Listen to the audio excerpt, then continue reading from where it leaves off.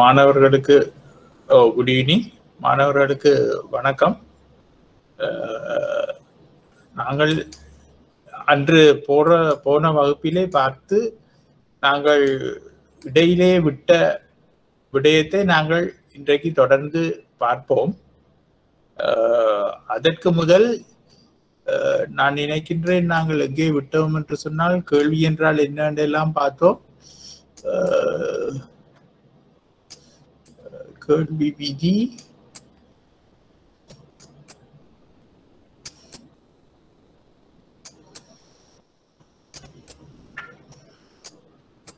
வருமான விளைவு, பிரதியீட்டு விளைவு பார்த்தோம். புறநடை கேள்வி அதையும் பார்த்தோம். இனி கேள்வி கோட்டில் மற்றும் கேள்வி தொகையில் ஏற்படும் மாற்றம் தான் நாங்கள் பார்க்க வேண்டி இருக்கின்றது. அதே சமயம் நான் மாணவர்களிடம் கேட்கின்றேன், இது 3வது வகுப்பாக நாங்கள் இன்றைக்கு இந்த வகுப்பு தொடங்குகின்றது. இதுவரை நீங்கள் படித்ததில் ஏதாவது உங்களுக்கு தெளிவுபடுத்த வேண்டியிருந்தால் நீங்கள் கேள்விகளை கேட்கலாம். இதுல ஸ்பீக்கர்லையும் கதைக்கலாம், இல்லாட்டா நீங்கள் எனக்கு இதுல சட்டில் போட்டாலும் பரவாயில்லை. அதை தவிர உங்களுக்கு இன்று புதிதாக யாராவது ஜாயின் பண்றீங்களா எனக்கு ஒன்றும் தெரியாது. எனது 2 வகுப்புகளும் வீடியோவில் கூட நீங்கள் பார்த்துட்டு தான் இதுக்கு வருவீங்கன்னு நினைக்கிறேன். அப்படி முதல் முறையாக நீங்கள் இன்றைக்கு வகுப்புக்கு வரவர்கள் ஏதாவது யாருண்டு எனக்கு சொன்னாலும் பரவாயில்லை, இல்லாட்டா உங்களுக்கு ஏதாவது தெளிவுபடுத்த வேண்டி இருந்தாலும் பரவாயில்லை, நீங்கள் தெளிவுபடுத்தி கொள்ளலாம். இல்லை சட்டில் நீங்கள் டைப் பண்ணலாம், இல்லாட்டா ஸ்பீக்கர்ல காய்ச்சாலும் பரவாயில்லை. சட்டும் பொழுது நான் உடனடியாக நான் பார்க்க மாட்டேன், எனக்கு அது பார்க்குற பழக்கம் இல்லை. நான் இதுல படிப்பிக்கும் பொழுது சுதன் ஏதாவது காய்க்க போறீங்களா? ஹலோ சுதன், ஏதோ சுதன் கதைக்கின்றார் போல இருக்க, எனக்கு கேட்கவில்லை. மற்றது ஒரு அறிவித்தல், ஒரு அடிஷனல் கிளாஸ் ஒன்று இந்த 21ஆம் தேதி இதே நேரம் 3:30 to 5:30 மட்டும் ஒரு அடிஷனல் கிளாஸ் ஒன்று இருக்கின்றது. இந்த பிரின்சிபல்ஸ் ஆஃப் எக்கனாமிக்ஸ் 105க்கு. அப்ப நான் 21ஆம் தேதி நான் இருக்கின்றேன். புதன்கிழமை நாங்கள் ஒரு அடிஷனல் கிளாஸை 3:30 மணிக்கு வைப்போம். அப்படி வைத்தால்தான் எங்களுக்கு அந்த கடைசி நேரத்துல கரைச்சல் படாம முடிக்கக்கூடியதாக இருக்கும். ரைட், இப்ப சொல்லுங்க சுதன், எனக்கு கேட்குது இல்லை, ஏதோ கரகரக்கிற மாதிரி இருக்கு, கதைங்க இல்லாட்டா டைப் பண்ணுங்க. ஹலோ,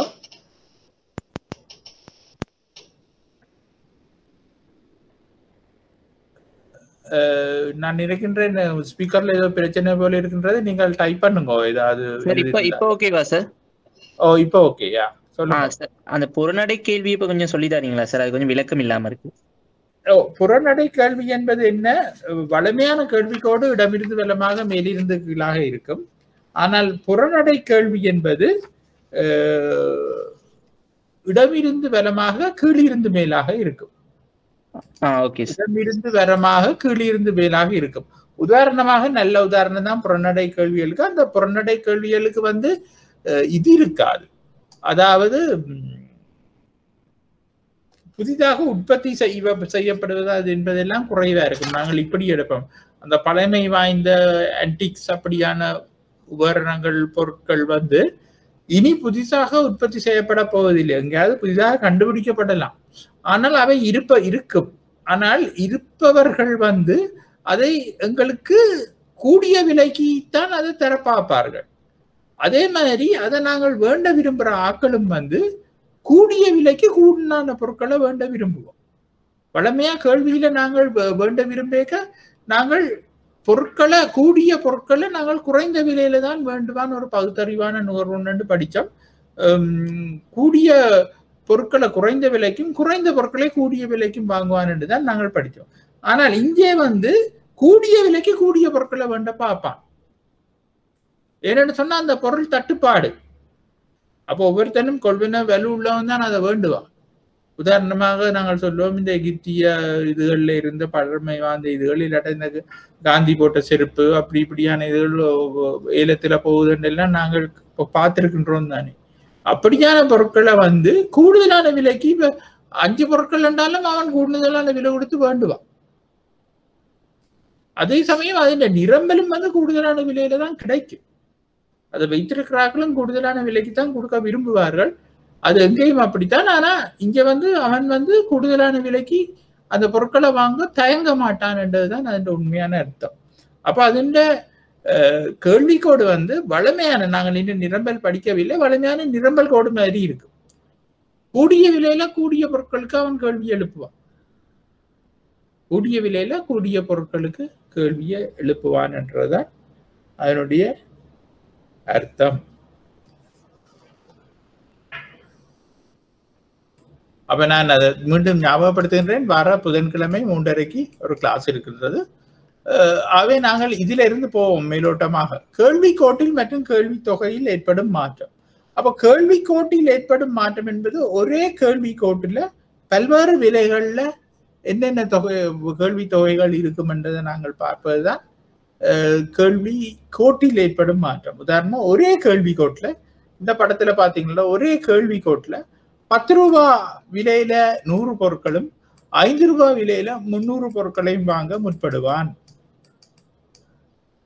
அப்ப பாருங்க, ஒரே கேள்வி கோட்டில் 2 புள்ளியில 2 சமநிலை ஏற்படுகின்றது. ஒன்று 10 ரூபாய் விலையில 100 பொருட்களையும் 5 ரூபாய் விலையில 300 பொருட்களையும், 7 ரூபாய் விலையில 200 பொருட்களை அவன் வாங்க முற்படலாம். சி என்ற புள்ளியை நாங்கள் அதுல கீறிக்கொள்ளலாம். அப்ப இதை நாங்கள் சொல்லுவது கேள்வி கோட்டில் ஏற்படும் மாற்றம் என்று. ஆனா அடுத்தது வந்து கேள்வி தொகையில் ஏற்படும் மாற்றம் என்னவென்று சொன்னால், ஏனைய காரணிகளில் மாற்றம் இல்லாத, விலையில் மாற்றம் இல்லாத பொழுது ஏனைய காரணிகளின் மாற்றத்தினால் ஏற்படும், இதைத்தான் சொல்றது இங்க கேள்வி தொகையில் ஏற்படும் மாற்றம் என்று. இங்க விலையில் என்னென்ன மாற்றம் ஏற்படுது என்று சொன்னால், ஏனைய காரணிகளில் மாற்றம் இல்லாத பொழுது விலையில் மட்டும் ஏற்படும் மாற்றம். இங்கு வந்து விலையில் மாற்றம் இல்லாத பொழுது ஏனைய காரணிகளின் தாக்கத்தினால் ஏற்படும் மாற்றம் வந்து அந்த கேள்வி கோட்டையே நகர்த்தும். அப்ப நாங்கள் ஏனைய காரணிகள் என்னன்னா நாங்கள் ஏற்கனவே பார்த்தோம். அந்த தொழிற்பாட்டுல ஃபங்க்ஷன் ஆஃப் இதுல நாங்கள் பார்த்திருக்கின்றோம். விலை, வருமானம், பிரதியீட்டு பொருட்கள் விலை எல்லாம் நாங்கள் பார்த்தோம். அது பார்த்தோம். அப்ப அதைத்தான் நாங்கள் இங்கே ஏனைய காரணிகள் என்று நாங்கள் சொல்லிக் கொள்கின்றோம். அப்ப இங்க பார்ப்போம், நாங்கள் கேள்வியில் ஏற்படும் மாற்றம் என்பது ஒரு பொருளுக்கான விலையில் மாற்றமின்றி இருக்கும் பொழுது, அதை அண்டர்லைன் பண்ணிக்கொள்ளுங்க. ஒரு பொருளுக்கான விலையில் மாற்றமின்றி இருக்கும் பொழுது ஏனைய காரணிகளின் மாற்றத்தினால் அப்பொருளின், ஹலோ ஏதாவது சொல்றீங்களா? அப்பொருளின் கேள்வியில் அதிகரிப்பு அல்லது குறைவு ஏற்படுவது வந்து கேள்வி தொகையில் ஏற்படும் மாற்றம் என்று நாங்கள் சொல்லுகின்றோம். அப்போ கேள்வி அதிகரிக்கும் பொழுது அது வலப்பக்கமாக அதிகரிக்கும். இந்த படத்துல காட்டப்பட்டிருக்கிற மாதிரி வலப்பக்கம் நோக்கி நகரும் கேள்வி அதிகரிப்பு என்பது.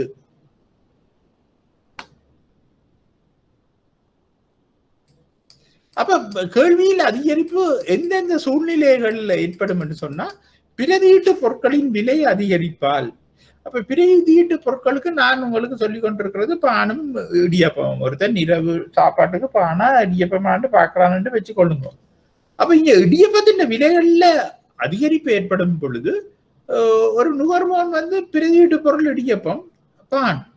அப்ப இடியப்பம் வாங்கி கொண்டிருந்தவன் எல்லாம் விலை அதிகரிச்சு கொண்டு போகும் பொழுது இடியப்பத்தின் விலை, பானின் விலை அதிகரிக்காத நிலையில பானுக்கு கேள்வியை அதிகரிப்பார்கள்.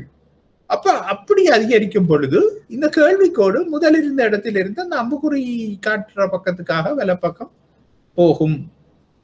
இணை பொருட்களின் விலையில் குறைவு ஏற்படும் பொழுது, அப்ப இணை பொருட்களின் விலையில குறைவு ஏற்படும் பொழுதும் இந்த கேள்வி தொகையில மாற்றம் ஏற்படும். உதாரணமாக சொல்லுவோம், ஒரு சின்ன உதாரணம். பெட்ரோலின் விலைகள் குறைஞ்சு கொண்டு போகுதுன்னும் பொழுது யாருக்கும் மோட்டார் சைக்கிளோடவோ காரோடவோ ஆசை வரும். அப்ப அந்தந்த கெப்பாசிட்டி உள்ளவன், அதுகளை வாங்க கெப்பாசிட்டி உள்ளவன், லீசிங் வசதிகள் எல்லாம் அதிகமாக காணப்படும் பொழுது டக்குன்னு பேர் மோட்டார் பைக்கை வேண்டும் விரும்புவான். அவன் சொல்லும் காரணம் இல்லாட்ட அவன் மனதில் நினைக்கும் காரணம், அடை பெட்ரோல் விலை குறைஞ்சு கொண்டு போகுது, எனக்கு கொஞ்சம் ஓடக்கூடியதா இருக்கும், வாங்கினா என்னால கட்டுப்படும். அப்ப அது சொல்லுங்க. பொருட்கள் என்பது வந்து நிரப்பு பொருளா சார்? எனக்கு அது சரியாக சொல்ல தெரியல. இணைப்பு கம்ப்ளிமெண்டரி குட்ஸ் இங்கிலீஷ்ல சொல்லுவோம். இணை பொருட்கள் என்ற நிரப்பு பொருள். இப்போ இதுக்கு நாங்கள் என்னென்னு படிச்சோம், நாங்கள் வேற ஏதோ பேர் போட்டு தமிழ்ல படிச்சனாங்களா, அதால் அதுவும் எனக்கு ஞாபகம் வருது இல்லை. ஆனா நிரப்பு பொருள்ன்றது எனக்கு ஒரு புதுசா தான் தெரியுது. நீங்கள் ஏலெவல்ல படிச்சிருந்தா, யாராவது ஏலெவல்ல படிச்சிருந்தா இந்த சரியான இது சொல்லுவீங்களா? ஒன்று பிரதியீட்டு பொருள், மற்றது நிரப்பு பொருள். இப்ப பானும் பட்டரும் ஜாமும், இப்ப பட்டரும் ஜாமும் என்று சொல்லுவோம். பேனாவும் மையும் முந்தி நாங்கள் படிக்க ஃபவுண்டன் பென் பாவிப்போம். இப்ப அதை காணக்கூடிய தெரியாது. இந்த ஃபவுண்டன் பென்னுக்கு வந்து இங்க் விடணும். அப்ப இந்த இங்க் விடுறது இங்க் இல்லாம பேனை எழுதாது, பேனை இல்லாதவனுக்கு இங்க விக்கலாது. அப்ப அது ரெண்டும் இணைப்பு பொருட்கள் என்று சொல்லுவோம். சில விட நிரப்பு பொருட்கள் என்றும் சொல்லலாம். பானும் இது பட்டரும் ஜாமும், மாஜரினும் பட்டரையும் நாங்கள் சொல்லிக் கொள்றது, காரையும் பெட்ரோலையும் சொல்லிக் கொள்வோம். அதே மாதிரி பேனாவையும் மையையும் சொல்லிக் கொள்வோம். இதுகளைத்தான் நிரப்பு பொருள் என்று சொல்றது. நான் நினைக்கிறேன் இணைவு பொருளை தான் நீங்கள் நிரப்பு பொருள் என்று சொல்றது இணைவு பொருள் என்று தான் நினைக்கிறேன். ஆங்கிலத்தில் அதை நீங்கள் டெஃபினிட்டா வச்சுக்கொள்ளுங்க. கம்ப்ளிமெண்டரி குட்ஸ் என்று சொல்லிக் கொள்வோம்.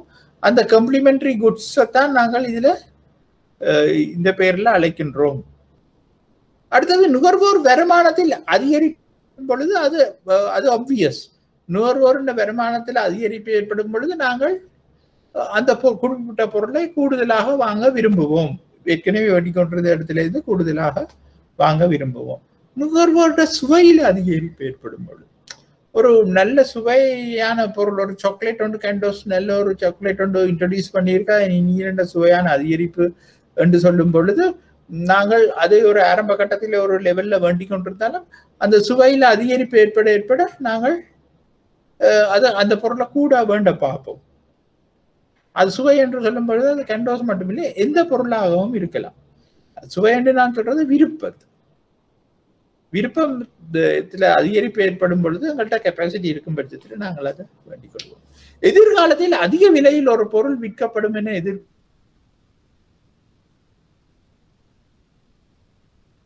நாங்கள் நினைச்ச வேண்டாம். இன்றைக்கு எங்கள்கிட்ட அந்த கெப்பாசிட்டி இருந்தா நாங்கள் இன்றைக்கே வண்டி வச்சிருக்கோம்.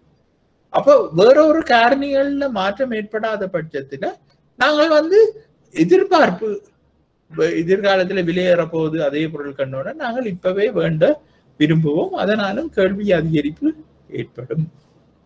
அப்ப கேள்வி குறைவு என்பது கேள்விக்கோடு இடப்புறம் நகர்ற விடயம். கேள்விக்கோடு இடப்புறம் ஏன் நகருதுன்னா, இப்ப நாங்கள் பார்த்த அந்த 5 காரணிகளுடைய எதிர்மறை விடயமாக இருக்கும். அப்ப அது எங்களுக்கு சிம்பிளா விளங்கி கொள்ளலாம். பிரதியீட்டு பொருட்களோட விலை, இந்த பொருளோட விலையில எந்தவித மாற்றமும் இல்லாத போது பிரதியீட்டு பொருட்களோட விலை குறையும் பொழுது ஆட்டோமேட்டிக்கா இந்த பொருள் வேற காரணிகள் விலையில ஒன்றும் மாற்றம் இல்லாத சந்தர்ப்பத்துல இந்த பொருளோட கேள்வியில வீழ்ச்சி ஏற்படும். அப்ப பொருட்களை இந்த கேள்விக்கோடு உள்பக்கம் நகரும். இணை பொருட்களின் விலை அதிகரிக்கும் பொழுது, நீங்க சொன்ன நிரப்பு பொருட்களா இருக்கலாம், அதுல விலையில் அதிகரிப்பு ஏற்படும் பொழுது என்ன நடக்கும்? வளமையா நாங்கள் பார்க்கறதுதான், இப்ப பெட்ரோல் விலை அதிகரிக்க நாங்கள் வாகனங்கள் இருக்கிறாக்களே கண்டபடி ஓட மாட்டோம். புதுசா வேண்ட விரும்புறவனும் அதுகளை வேண்ட இதை குறைச்சு கொள்ளுவான். அப்ப நுகர்வோரின் வருமானம் குறையும் பொழுது நுகர்வோருடைய வருமானத்துல குறைவு ஏற்படும் பொழுது ஆப்வியஸ், அது தண்டபாட்டில் அவன் அந்த வருமானத்தை கேள்வியை குறைச்சிருவான். அடுத்தது நுகர்வோரின் சுவையில் ஏற்படும் குறைவு. அப்ப சுவையில இன்ட்ரெஸ்ட் இல்லாம போகும்போது, ஒரு பொருள்ல இன்ட்ரெஸ்ட் இல்லாம போகும்பொழுது அவன் அந்த கேள்வியை குறைச்சிருவான். எதிர்காலத்தில் பொருட்களின் விலையில் குறைவு ஏற்படும் என்னும் பொழுது, அப்ப எதிர்காலத்தில் ஒரு பொருட்களின் விலை இப்ப இருக்கிற விலையிலும் பார்க்க குறைவாக இருக்கும் என்று நினைக்கும் பொழுது ஆட்டோமேட்டிக்காக அந்த பொருட்களை இப்ப வேண்ட மாட்டான், இப்ப கேள்வியை எழுப்ப மாட்டான். அப்ப என்ன நடக்கும்? பிற்காலத்துலதான் அதை இன்னும் குறைஞ்சா வேண்டலாம் வந்துட்டு இப்ப கேள்வியை குறைக்கும் பொழுது அந்த கேள்விக்கோடு இடப்புறம் நகர்ந்து முன்னைய விலையிலும் பார்க்க குறைவாக இருக்கும். அப்ப ஏதாவது ஒரு சுய மாறியின் கேள்வி நெகிழ்ச்சி. அப்ப கேள்வி நெகிழ்ச்சி என்றா என்ன? நீங்கள் நிறைய பேர் படிச்சிருப்பீங்க கேள்வி நெகிழ்ச்சி என்றா என்னவென்று. அதாவது நாங்கள் ஒரு நெகிழ்ச்சி தன்மை, ஏதாவது ஒரு பொருளை பொறுத்த மட்டும் ஏதாவது ஒரு விடயத்துல மாற்றம் ஒன்று ஏற்படும் போது அந்த பொருளோட கேள்வியில என்ன விதமான மாற்றம் ஏற்படுகின்றது என்பதை பார்ப்பதுதான் கேள்வி நிகழ்ச்சி என்று சொல்லுகின்றோம். உதாரணத்துக்கு நாங்க சொல்லுவோம், ஒரு பொருளோட விலையில ஒரு மாற்றம் ஏற்படும் பொழுது அந்த பொருளுக்கான கேள்வியில எங்களுக்கு தெரியும், விலை கூடினா கேள்வி குறையும், விலை குறைஞ்சா கேள்வி கூடும் என்றதுதான் பொதுவான விதி. ஆனால் அந்த விலை கூடும் பொழுது எந்த அளவுக்கு அந்த கேள்வி குறையும், இல்லாட்டா சில நேரங்கள்ல ஓரளவு சின்ன அளவுல குறையலாம், சில நேரங்கள்ல பெரிய அளவுல குறையலாம், சில நேரங்கள்ல அந்த விலை அதிகரித்த அதே வீதத்துல கேள்வி குறையலாம். அப்ப அதை நாங்கள் பார்க்க போகின்றோம், என்ன மாதிரி இந்த கேள்வி நிகழ்ச்சி ஏற்படுகின்றது என்பதை பார்ப்பதாகத்தான் இருக்கும் இந்த எலாஸ்டிசிட்டி ஆஃப் டிமாண்ட் என்று சொல்லுவது. சில நேரங்கள்ல ஒருத்தர் வருமானத்தில் ஏற்படும் மாற்றம் கேள்வியில என்ன மாதிரியான மாற்றத்தை ஏற்படுத்துகின்றது என்பதை சொல்வதுதான் கேள்வி நிகழ்ச்சி. உதாரணமா ஒருவனுக்கு வருமானம் கூடும் பொழுது எங்களுக்கு தெரியும், ஒரு குறிப்பிட்ட பொருள் மீதான கேள்வியை அவன் அதிகரிப்பான் என்று. ஆனால் எந்த அளவு தூரத்துக்கு அவன் அதிகரிப்பான் என்றதை அளவிடுறதாத்தான் இந்த கேள்வி நிகழ்ச்சி இருக்கும். அப்ப குறுக்கு நிகழ்ச்சி என்றால் என்ன? ஒரு குறிப்பிட்ட ஒரு பொருள் என்ற பிரதியீட்டு பொருட்கள்ல ஒரு குறிப்பிட்ட பொருள் என்ற விலையை அதிகரிக்கும் பொழுது அந்த அதுக்குரிய பிரதியீட்டு பொருள் என்ற கேள்வியில என்ன மாதிரியான மாற்றம் ஏற்படும் என்றதான் பார்க்கறது. இப்ப நாங்க கேள்வி தொகை மாற்றத்துல அதை பார்த்த நாங்கள், ஆனா இந்த மாற்றம் எந்த அளவுல இருக்கும் என்றதை பார்ப்பதால்தான் இந்த கேள்வி நிகழ்ச்சி இருக்கும். அப்ப அதுல முதலாவதாக நாங்கள் பார்க்க போறது விலைசார் கேள்வி நிகழ்ச்சி. அந்த விலைசார் கேள்வி நிகழ்ச்சி என்றது விலையில் ஏற்படும் கேள்வி நிகழ்ச்சி, இல்லாட்டா விலையில் என்ன மாதிரி மாற்றம் ஏற்படும் பொழுது கேள்வியில என்ன மாதிரி மாற்றம் ஏற்படும் என்பதை பார்ப்பதுதான் விலையில் ஏற்படும் கேள்வி நிகழ்ச்சி. அப்ப அதை நாங்கள் பார்க்கும் பொழுது விலையில் ஏற்படும் மாற்றத்திற்கேற்ப ஒரு பொருளின் கேள்வி தொகையில் ஏற்படும் மாற்றத்தின் அளவை விலைசார் கேள்வி நிகழ்ச்சி என்பர். இது வீதாசார மாற்றத்தின் அளவை பின்வரும் சமன்பாட்டின் மூலம் அறியலாம். அப்ப இந்த சமன்பாடு பாருங்க, பிரைஸ் எலாஸ்டிசிட்டி ஆஃப் டிமாண்ட் கேள்வி தொகையில் ஏற்படும் விகிதாசார மாற்றத்தின் கீழ் விலையில் ஏற்படும் விகிதாசார மாற்றம், இல்லாட்டா கேள்வி தொகையில் ஏற்படும் மாற்றத்தின் வீதம் அதன் கீழ் விலையில் ஏற்படும் மாற்றத்தின் வீதம். யாருக்காவது நான் போர்ட்ல எழுதணும்டா சொல்லுங்க, நான் போர்ட்ல கீறி காட்டுறேன். அப்படி தேவையில்லை என்னும் பட்சத்துல நாங்கள் இப்படியே ஃபாலோ பண்ணிக்கொண்டு போவோம். இந்த ஈக்குவேஷன் உங்களுக்கு விளங்குதா என்றதுதான் நில முக்கியம். எதுக்கு நான் போர்ட்ல கீறி விட்டேன்னா நல்ல என்று நினைக்கின்றேன்.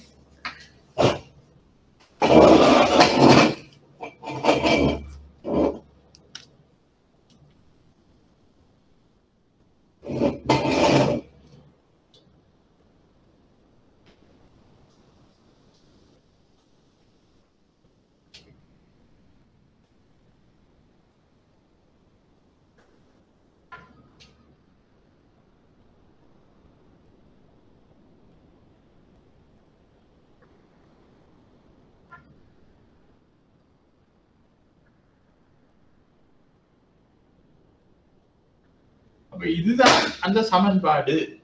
அப்ப இதை நாங்கள் என்னன்னு சொல்ல போன்றோம்னா விலைசார் கேள்வி நிகழ்ச்சி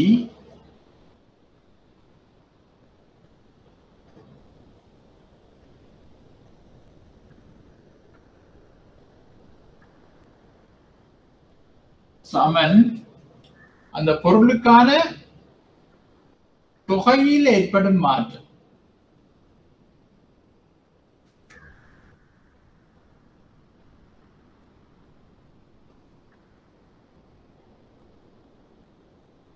வீதம் என்று சொல்லுவாங்க. அதன் கீழ் அதன் விலையில் ஏற்படும் மாற்றம்.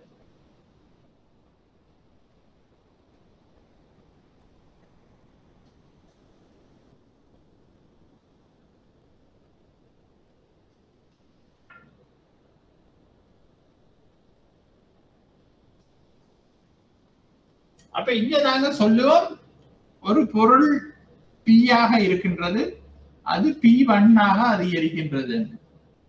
அந்த பிஆ இருக்கும் பொழுது அதனுடைய தொகை கியூ, விலை அதிகரிச்ச பிறகு அதனுடைய தொகை வந்து Q1. அப்ப நாங்கள் இங்க போட போறோம் தொகையில் ஏற்பட்ட மாற்றத்தை நாங்கள் என்னென்று காண போறோம் என்று சொன்னால், இந்த தொகையில் ஏற்பட்ட மாற்றத்தின் பின்னான அந்த கேள்வி தொகை, மாற்றத்தின் பின்னான கேள்வி தொகை, ஆரம்ப கேள்வி தொகை, மாற்றத்துக்கு முன்புள்ள கேள்வி தொகை, அதை நாங்கள் மாற்றத்துக்கு முன்புள்ள கேள்வி தொகையால பிரிக்கின்றோம். அப்ப இது இப்படி இருக்கு. இப்பொழுது விலையில் ஏற்படும் மாற்ற வீதத்தை நாங்கள் பார்க்கிறது என்னன்னு சொன்னால் P1 மைனஸ் P இன்கீழ் P.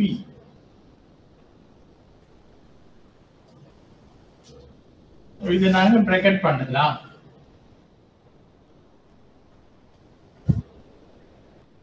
அப்ப இதெல்லாம் எக்ஸ்கியூஸ் மீ சார், நீங்க அந்த போர்ட்ல எழுதுறது இங்க காட்டுது இல்ல சார், ஸ்கிரீன்ல காட்டுது இல்லையா? இல்ல சார், காட்டுது சார். தெரியுதா?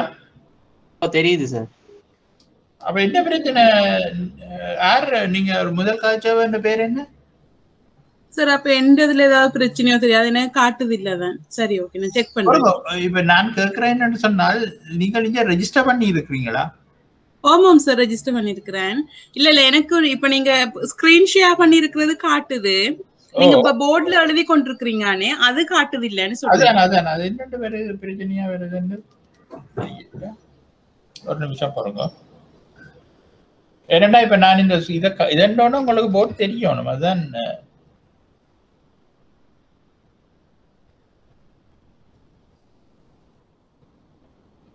මහේෂ් මම දැන් මේ බෝඩ් එකෙන් ලියනවා මේ සමහර කට්ටියට ඒක පේන්නේ නැලු. මේ කියන්නේ කම්ප්ලීට්ලි ඒක එන්නේ නැලු සමහර කට්ටියට. මොනවාද ප්‍රශ්නේ?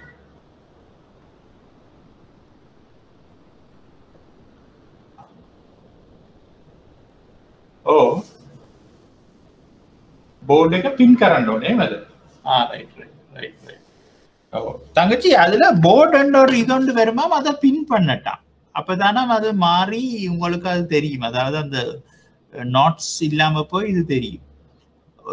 ஒரு பின் பண்ண சொல்றாரு. எனக்கு அது இந்த கம்ப்யூட்டர் சைட்ல எனக்கு விளங்கவில்லை. அது என்ன வந்து அந்த நாட்ஸும் இருக்குமாம், பின் கம்ப்யூட்டர் என்ன போர்டும் இருக்கு. ஓகே சார், ஓகே சரி. ஆம் சார், சரி. அப்ப இந்த Q1 மைனஸ் Q1 தான் நாங்கள் சொல்றது. நான் இதிலே எழுத விரும்பவில்லை. Q1 மைனஸ் Q1 நாங்கள் சொல்லுவது டெல்டா Q1.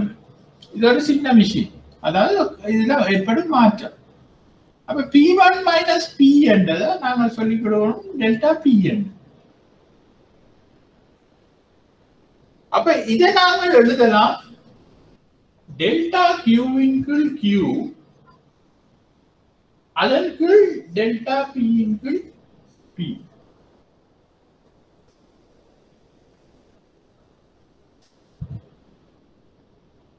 அப்ப இதை நாங்கள் சுருக்கி விட்டால் டெல்டா Qவின் கீழ் Q தர இதை நாங்கள் மேல கொண்டு வரும் பொழுது தலைகீழாக வரும்.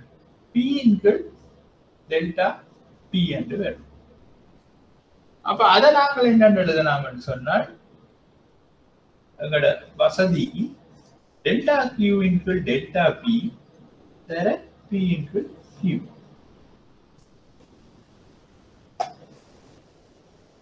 அப்ப இதை நீங்க ஞாபகப்படுத்திக் கொண்டீங்கன்னா சரி. அதாவது டெல்டா Q என்றால் தொகையில் ஏற்படும் மாற்றம், டெல்டா P என்றால் விலையில் ஏற்படும் மாற்றம். இந்த P Qவும் ஆரம்ப விலை ஆரம்ப தொகை.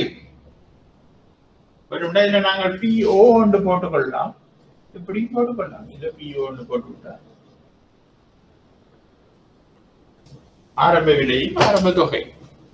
அப்ப இதுல கால்குலேஷன்ஸ் ஏதாவது வந்து நீங்கள் செய்யும் பொழுது கவனிக்க வேண்டியது என்னன்னு சொன்னா, இப்ப நாங்க விலை அதிகரிக்கும் பொழுது தொகை குறையும், அது எங்களுக்கு தெரியும். அப்ப விலையில அதிகரிக்க சொல்லுவோம் 5 ரூபா பொருள் 10 ரூபாயா மாறுதுன்னா இதுல 10 பேரும் இதுல 5 பேரும், இந்த 10ல இருந்து 5 கழிச்சா +5 வரும். அப்ப 5லிருந்து 10 அதிகரிக்கும் பொழுது பொருட்களோட தொகை வந்து 200லிருந்து 100 குறையும். எப்பவும் விலை அதிகரிக்கும் பொழுது பொருட்களோட தொகை குறையும் பண்ணும் பொழுது இங்க வந்து 100 இருக்கும், இங்க வந்து 200. அப்ப இது 100லிருந்து 200 கழிச்சா இதுல மைனஸ் வந்துடும். நீங்கள் எப்படி கால்குலேட் பண்ணாலும் கால்குலேஷன் இறுதியில மைனஸ் வந்ததுன்னா அதை இக்னோர் பண்ணி விடுவோம். என்னென்னு சொன்னால் இங்க எங்களுக்கு அந்த கால்குலேஷன் தான் தேவையோடைய மைனஸ் பிளஸ் எங்களுக்கு அது முக்கியம் இல்லை.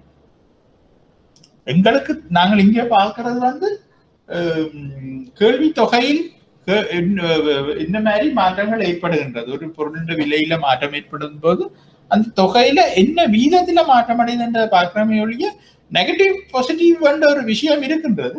ஆனாலும் கேள்வி நிகழ்ச்சியை நாங்கள் கணிப்பிடும் பொழுது நீங்கள் அதுல கன்ஃபியூஸ் ஆகிறாங்க. அதுதான் இதுல உள்ள முக்கியமான விடயம். அப்ப எப்பவுமே இந்த கேள்வி நிகழ்ச்சியை நாங்க பார்க்கும் பொழுது அந்த கேள்வி நிகழ்ச்சிக்குள்ள நாங்கள் விலைசார் கேள்வி நிகழ்ச்சியை தான் நாங்க கூடுதலாக பார்க்கிறோம். நாங்கள் வருமானம் அதுகளெல்லாம் பார்க்கறது தான், படிக்கிறது தான். அந்த விலைசார் கேள்வி நிகழ்ச்சிக்கு தான் முக்கியத்துவம் கொடுபடும். அப்ப இனி நீங்கள் இதை பார்க்கும் பொழுது உங்களுக்கு ஈஸியாக ஒரு விடயம் விளங்கும். மற்றது இன்னொன்று என்னென்று சொன்னால், இங்கே நான் உங்களுக்கு விளங்குவதற்காக படத்தை கீறி தந்திருக்கின்றேன் ஒழிய எனக்கு இந்த கம்ப்யூட்டரில் இல்லாட்ட இது வேர்ட்ஸில் எனக்கு இந்த படங்கள் கீறும் பொழுது சில படங்கள் பிழைத்திருக்கும். அந்த படத்தின் ஸ்லோப், கேள்வி கோட்டின் ஸ்லோப்பிங்க முக்கியம்.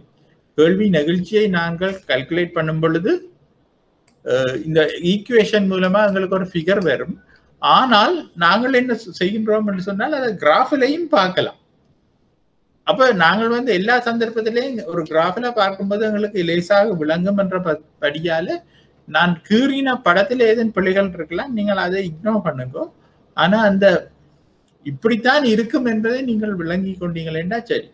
அப்படியான சந்தர்ப்பத்துல நீங்கள் அந்த ஈக்குவேஷனை போட்டு கேள்வி நிகழ்ச்சியை கண்டுகொள்வது மட்டுமில்லை, அந்த தந்த ஃபிகர்ஸை கொண்டு நீங்கள் உங்களோட இஷ்டத்துக்கு ஒரு படத்துக்கு இருந்தீங்கன்னு சொன்னா அப்படி வார படம் தான் சரியான படமாக இருக்கும். சில நேரங்கள்ல இதுல நாங்க இருந்த படங்கள்ல பிள்ளை இருக்கும். அப்ப இப்ப நாங்கள் முதலாவதாக கேள்வி நிகழ்ச்சியில பார்க்க போறது என்னன்னு சொன்னா பூரண கேள்வி நிகழ்ச்சி, இன்ஃபினிட்டி.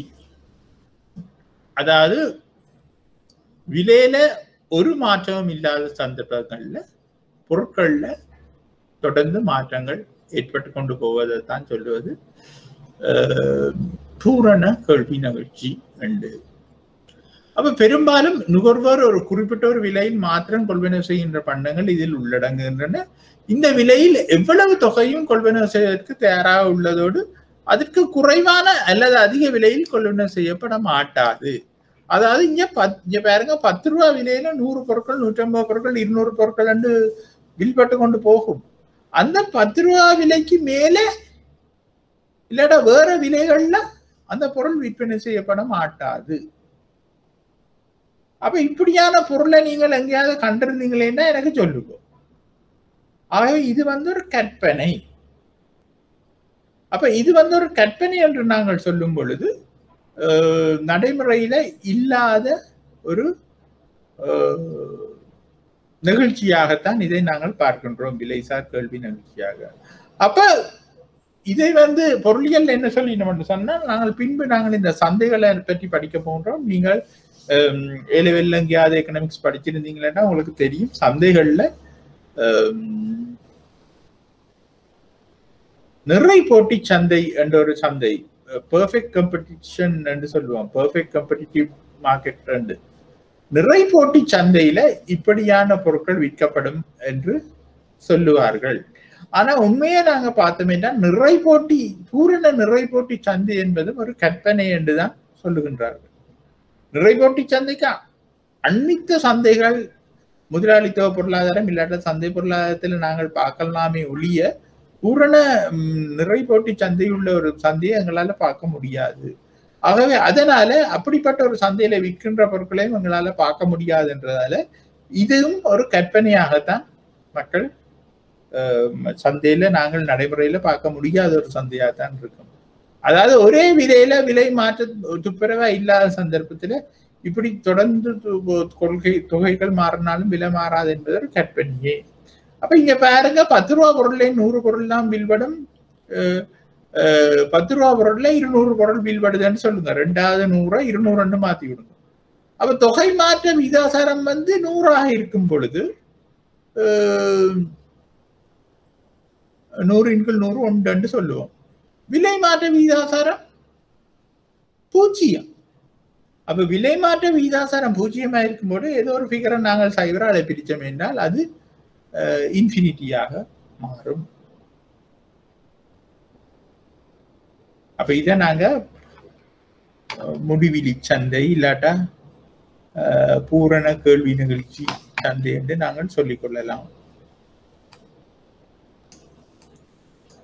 அடுத்தது ஒன்றுக்கு கூடிய கேள்வி நிகழ்ச்சி. அப்ப அதிக கேள்வி நிகழ்ச்சியை கொண்ட சந்தை, ஹை எலாஸ்டிசிட்டி.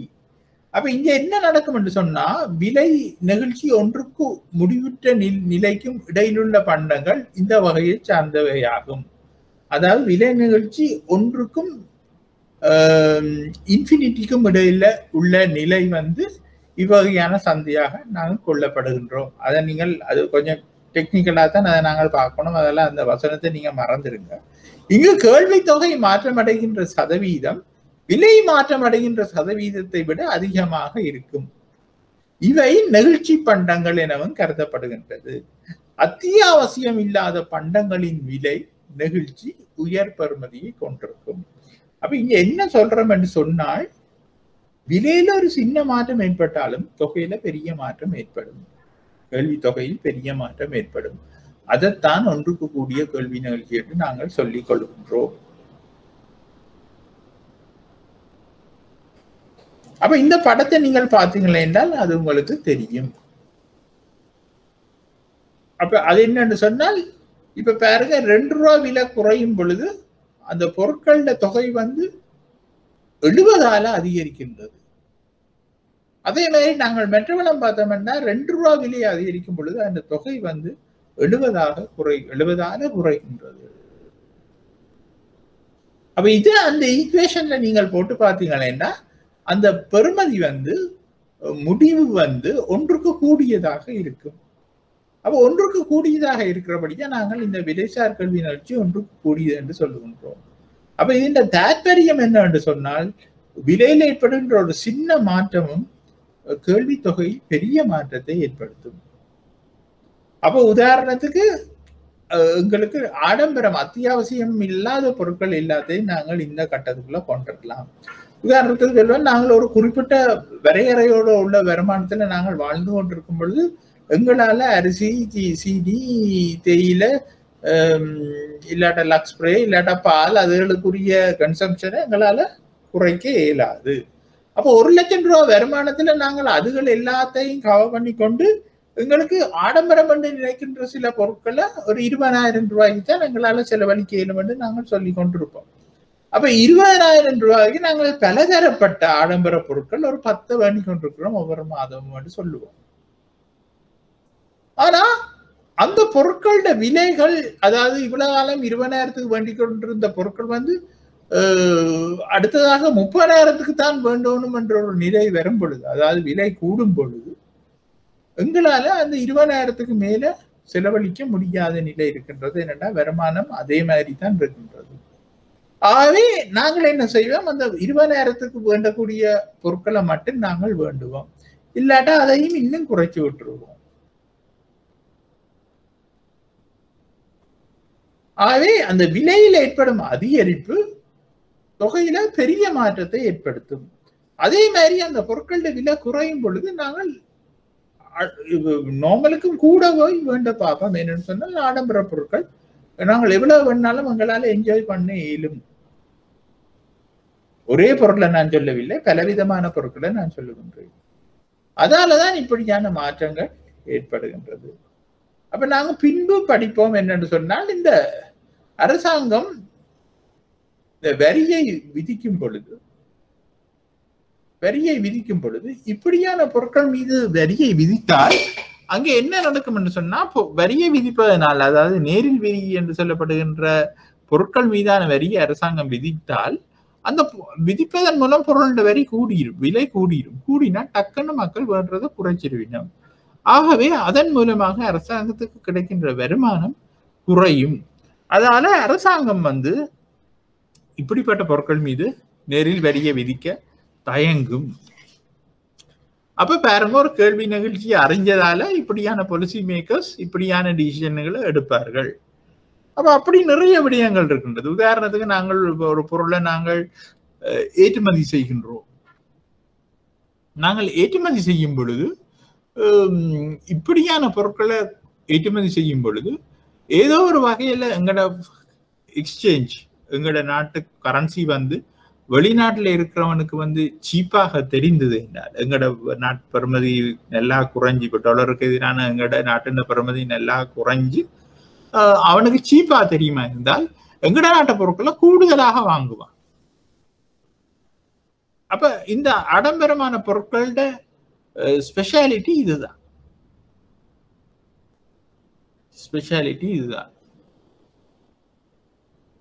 மற்றது இந்த இடத்தில் இல்லை, நான் இந்த கேள்வி நிகழ்ச்சியை முடித்துக்கொண்டு ஒரு தற்கால பொருளாதார விடயங்கள் தொடர்பாக போன கிழமை அதுக்கு முதல் கிழமை நடந்த விடயங்களை உங்களோட அப்டேட் பண்ண விரும்புகின்றேன். ஏன்னா அவங்களுக்கு ப்ராக்டிக்கல் லைஃப்ல யூஸ்ஃபுல்லாக இருக்குமெண்டு. அடுத்தது ஒன்றுக்கு சமமான கேள்வி நிகழ்ச்சி. அப்போ ஒன்றுக்கு சமமான கேள்வி நிகழ்ச்சி என்னன்னு சொன்னா, இங்க விலை அதிகரிச்சா என்ன குறைஞ்சா என்ன, அதுக்கு சமமான அளவுல பொருட்களுக்கான கேள்வி கூடும், இல்லாட்டா குறையும். அப்ப இதை நாங்கள் ஒன்றுக்கு சமமான கேள்வி நிகழ்ச்சி என்று நாங்கள் சொல்லிக் கொள்வோம். விலை கூடும் பொழுது அதே அளவுக்கு குறையும், விலை குறையும் பொழுது அதே அளவுக்கு கூடும். சார் இது அழகு சார் விலை கேள்வி சொல்லுங்க. என்ன இது அழகு சார் கேள்வி நிகழ்ச்சியா சார்? அழகு சார் கேள்வி நிகழ்ச்சி அது? அழகு சார் கேள்வி நிகழ்ச்சி என்று அதை நான் உங்களுக்கு போட்டு குழப்ப விரும்பவில்லை. என்னன்னு சொன்னால், அதை நாங்கள் ஒரு கட்டம் பெறும் சிலவள நான் இந்த நோட்ஸ்ல இருக்கிறதையே நான் உங்களுக்கு விளங்கப்படுத்தி விடுறேன். அந்த ஒரே கோட்டில உள்ள கேள்வி நிகழ்ச்சியில நாங்கள் பார்க்கும்போது ஒரு புள்ளிக்கு அங்கால இருக்கிறது ஒன்று கூடிய கேள்வி நிகழ்ச்சி, ஒரு புள்ளிக்கு இஞ்சால இருக்கிறது ஒன்று குறைந்த கேள்வி நிகழ்ச்சி என்று நாங்கள் பார்ப்போம். ஒரு புள்ளியில் இருக்கும் பொழுது அது ஒரு அந்த பாயிண்ட்ல இருக்கிற கேள்வி நிகழ்ச்சி என்று சொல்லுவோம். அதைத்தான் அப்படி சொல்றது. ஆனா நீங்கள் அந்த பல்வேறு வேர்டுகளையும் இதழையும் போட்டு குழப்பிக்கொள்ளாங்கோ. இந்த கேள்வி நிகழ்ச்சியை விளங்குவது எப்படி என்பதை இதிலே சிம்பிளாக நான் சொல்லிக் கொண்டிருக்கிறேன், அதை விளங்கிக் கொள்ளுங்க. இதுல ஏதாவது சொல்லுங்க சார். இது ஒவ்வொன்றுக்கும் ஒரு உதாரணம் வீதம் தரலாமா சார்? கொஞ்சம் விளங்கிக் கொள்றதுக்கு ஈஸியா இருக்கும். அதுதான் இப்ப நான் ஆடம்பர பொருட்களுக்கு நாங்கள் ஆடம்பர பொருட்களுக்கு ஒரு உதாரணத்தை நான் உங்களுக்கு சொன்னேன். அது என்னன்னு சொன்னால், இப்ப ஆடம்பர பொருள் என்பது இப்ப பூரண நிகழ்ச்சி என்பது, முடிவிலி நிகழ்ச்சி என்பது எனக்கண்டா என்னன்னு தெரியவில்லை. அது நீங்களே யோசிச்சு பாருங்கள். அது ஒரு கற்பனை. ஆனா இங்க கால்குலேஷன் படி அப்படி ஒரு நிகழ்ச்சி இருக்குன்னு காட்டி இருக்கிறார்களே ஒழிய ஒரே விலையில ஒரு பொருள் அப்படியே இருக்குமென்று எங்களால கற்பனை பண்ணி பார்க்க முடியாது. எனக்கு தெரியல. நான் இந்த கற்பனைக்கு அப்பால நீங்கள் ஏதாவது யோசிச்சு உங்களுக்கு விளங்கி இருந்தா நீங்க சொல்லலாம். இந்த கிளாஸ்ல இல்லாட்டாலும் பிற ஒரு கிளாஸ்ல. ரெண்டாவது, ஆடம்பர பொருள் என்பது ஒவ்வொரு மனிதனுக்கும் ஆடம்பரம் அத்தியாவசியம் வேறு வேறையா இருக்கு. உதாரணத்துக்கு நான் இன்றைக்கு ஒரு 10 வருஷமா கார் ஓடி பழகிட்டேன் என்று சொன்னால் எனக்கு அந்த கார் இல்லாம இருக்கேன். அப்ப அது ஒரு அத்தியாவசியமான பொருளா வந்துடும். சில நேரங்கள்ல இந்த வருமானம் குறைஞ்சு, இல்லாட்டா நான் சொன்ன மாதிரி விலைகள் கூடி கூடி கொண்டு போனா கூட நான் கடன் வேண்டியாவது அந்த காரையும் பெட்ரோலையும் போட்டு ஓடிக்கொண்டிருக்கத்தான் விரும்பினேன். நான் அதை பழகிட்டேன். எனக்கு அது ஒரு அத்தியாவசிய பொருளா வந்துட்டு. ஆனா ஒரு 18 வயது படியன் இப்ப படிச்சுட்டு ஸ்கூல் முடிச்சுட்டு உங்களை மாதிரி வேலை செய்ய உங்களுக்கு முதல் காசுகள் எல்லாம் வரும் பொழுது நீங்க உங்களோட அடிப்படை தேவைகளை பூர்த்தி செய்து கொண்டு போகும் பொழுது உங்களுக்கு அது ஒரு ஆடம்பர பொருளாக இருக்கும். அப்ப விலை கூடும் பொழுது நீங்கள் மோட்டார் சைக்கிள் வேண்ட எண்ணம் இருந்து அந்த மோட்டார் சைக்கிளை வேண்டாம விட்டுருவீங்க. அதே மாதிரி விலை குறையும் போது டக்குன்னு லீஸுக்கு போய் பொருளை வேண்டிடுவீங்க. அது ஆளுக்கு ஆள் வித்தியாசப்படும் அந்த ஆடம்பர பொருள் என்பது. அதனாலதான் நான் அந்த ஒன்றுக்கு கூடிய நிகழ்ச்சியில உங்களுக்கு 2-3 உதாரணங்களை சொல்லி தந்தேன். உதாரணத்துக்கு இப்ப இந்த வெளிநாடுகளுக்கு ஏற்றுமதி செய்வது ஒன்றுக்கு கூடிய நிகழ்ச்சி உள்ள பொருட்கள் என்றால் அங்கே வந்து அவர்கள் கூடுதலான பொருட்களை இறக்குமதி செய்ய விரும்புவார்கள். உதாரணமாக இப்ப ஜப்பான் எடுத்துக்கொள்வோம். ஜப்பான் வந்து காரை ஏற்றுமதி செய்து கொண்டிருக்கு என்று சொன்னா இப்ப இறக்குமதி செய்பவனுக்கு வந்து ஜப்பான் வந்து தன்னை கரன்சி விலையை பெறுமதி இப்போ குறைஞ்சித்தான் வைக்கிறது. இப்ப கூட ஒரு இலங்கை ஒரு எண் வந்து ஒரு ரூபா 60% ஏதோதான் எண் இல்லை. அப்ப அப்படி குறைச்சி வச்சிருக்கும். அப்ப ஜப்பானுன்ற கார் வந்து வெளிநாட்டுல இருக்கிறவனுக்கு வந்து அது வந்து சீப்பா தெரியும். அப்ப இன்னும் ஜப்பானுன்ற கரன்சி வந்து குறைஞ்சு கொண்டு போகுமாக இருந்தால், உதாரணமா எங்கட நாட்டை விட்டு இப்ப ஒரு குவைத்தில் இருக்கிறவனை வச்சு பாருங்க, யூஎஸ்ல இருக்கிறவனுக்கு எல்லாம் ஜப்பான் கரன்சி சரியான குறைவாக தெரியும் பொழுது அவங்க அந்த பொருளை கூடுதலாக வேண்டி கொள்ள விரும்புவார்கள் என்ன அது ஆடம்பர வேண்டபடி. உதாரணத்துக்கு இலங்கையில இருக்கிறவன் தேயிலையை தான் வேண்டி கொண்டிருக்கிறான், வெள்ளக்காரன் தேயிலையை தான் எங்கட நாட்டுல வேண்டான்டா, அவன் வந்து ஒரு மாசத்துக்கு 1 கிலோ தேயிலை தான் குடிப்பான்டா, அவனால கூட்ட இயலாது. 1 கிலோவா 2 கிலோவா கூட்ட இயலாது. 1 கிலோ 1.5 கிலோவா கூட்டலாம் வேண்டாம், அவன் குடிக்கணும் இதே தண்ணி. அப்ப எங்கட விலைகள் வந்து எவ்வளவுதான் குறைவாக இருந்தாலும் குறைஞ்சு கொண்டு போனாலும் அவனால வேண்ட இயலாது. அதுக்காகத்தான் சொல்றது, ஆடம்பர பொருள்னா அவன் கூடுதலாக வேண்டுவான். அத்தியாவசிய பொருள்ண்டா இப்ப நாங்கள் 1 ரூபா தெல்பான் ஒரு நாளைக்கு சாப்பிடுவோம்ன்றதுக்கா 2 ரூபா தெல்ப விலை குறைஞ்சிட்டேன்டாக்கா 2 ரூபா தெல்பான சாப்பிட இயலாது. மிஞ்சி பண்ணா 1.5 ரூபா தெல்பான விலை குறைஞ்சிட்டேன்னு வேண்டி சாப்பிடுவோம்.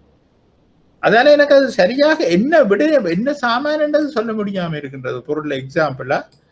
ஆனால் இந்த இடத்துல ஆடம்பர பொருட்கள்ன்றது என்னால சொல்லிக் கொள்ளக்கூடியதாக இருக்கின்றது.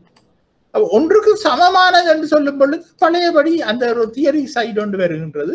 இது வந்து ஆடம்பரம் இல்லை, அத்தியாவசியம் இல்லாத ஒரு பொருளாக இருக்கும். அதாவது அதான் நான் சொல்றேன், பொருள் எந்த அளவுக்கு குறையுதோ அந்த அளவுக்கு கூடும் அந்த பொருளோட கேள்வி தொகை. அப்ப பொருளோட விலை குறையும் பொழுது சமமாக கூடுவது ஒரு பொருளாக இருக்கு. அது நாங்கள் அன்றாடம் வாங்குற பொருட்களுக்குள்ள ஒன்று இருக்கலாம். அது வந்து எங்களுக்கு வந்து அத்தியாவசிய பொருளும் இல்லை, ஆடம்பர பொருளும் இல்லாத ஒன்றாக இருக்கும். அப்படித்தான் இதுல நாங்கள் விளங்கிக் கொள்ளக்கூடியதாக இருக்கின்றது. அப்ப குறைந்த நெகிழ்ச்சி விலை நெகிழ்ச்சி ஒன்றுக்கு குறைவாக இருக்குமாக இருந்தால் இந்த பாருங்க இந்த கால்குலேஷன்ல 0.2 இருக்கின்றது. ஆனா பாசிட்டிவா இருக்கும் 0.2. பாசிட்டிவ் என்பதை நாங்கள் தான் இந்த நிகழ்ச்சியில எடுக்கின்றோம். மைனஸா இருந்தாலும் அதை பிளஸ்ஸா எடுத்துருவோம். ஆகவே இதை சொல்றது வந்து ஒன்றுக்கு குறைந்த நிகழ்ச்சி. இப்ப இதை நாங்கள் சொல்லிக் கொள்ளலாம்.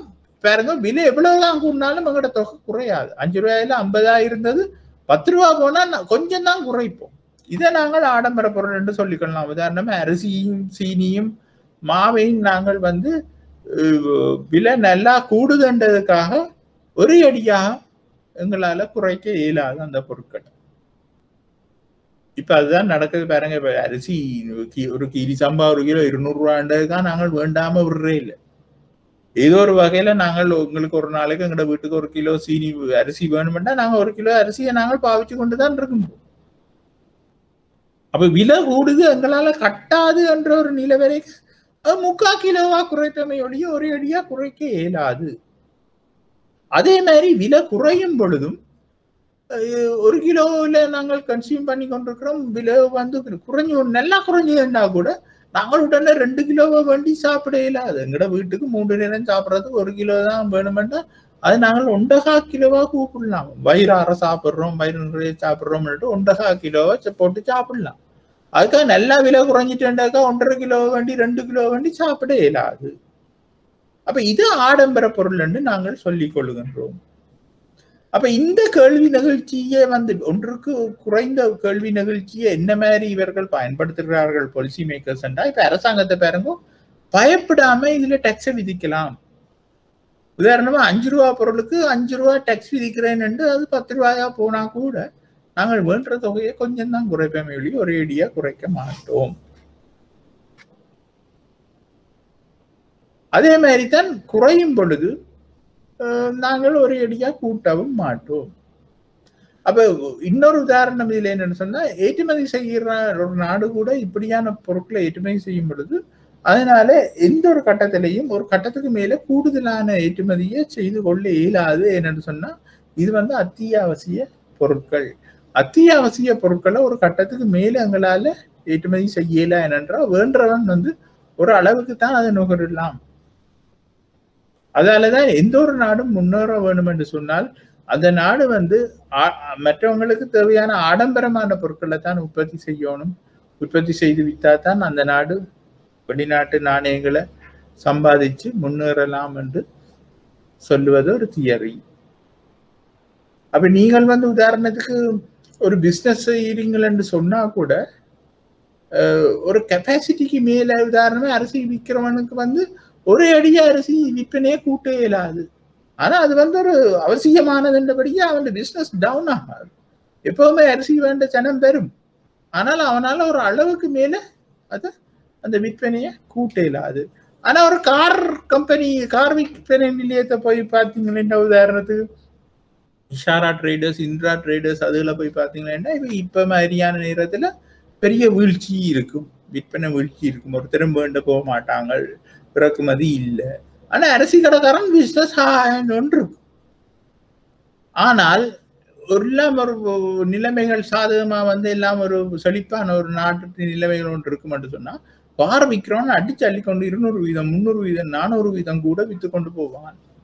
ஆனா அரிசி வித்தவன் 100 இப்பவும் 100 வீதத்தெல்லாம் வித்து கொண்டிருப்பான். நல்ல நிலைமை வந்தா ஒரு 120 வீதம் கூட்டலாம் தன்னை கெப்பாசிட்டி. ஏன்னா சனம் போகாது, சனத்துக்கு தேவையில்லை. ஆனா வாகனங்கள் சும்மா உதாரணத்தை கற்பனை பண்ணி பாருங்க. இன்னைக்கு யூகே அமெரிக்கால எல்லாம் ஒவ்வொரு வீட்லயும் கார் விட்டுறதுக்கு இடம் இல்லை. ஏன்னு சொன்னா அப்பா அம்மா ஆளுக்கு ஒரு கார் வச்சிருப்பீங்க. இப்ப எங்கட நாங்கள் படிக்கிற காலத்துல எங்கட வீட்டுல ஆளுக்கு ஒரு சைக்கிள் தான் நின்றது. இப்ப நான் ஓடுறேன்டா எனக்கு ஒரு சைக்கிள், அப்பாவுக்கு ஒரு சைக்கிள் அப்படி.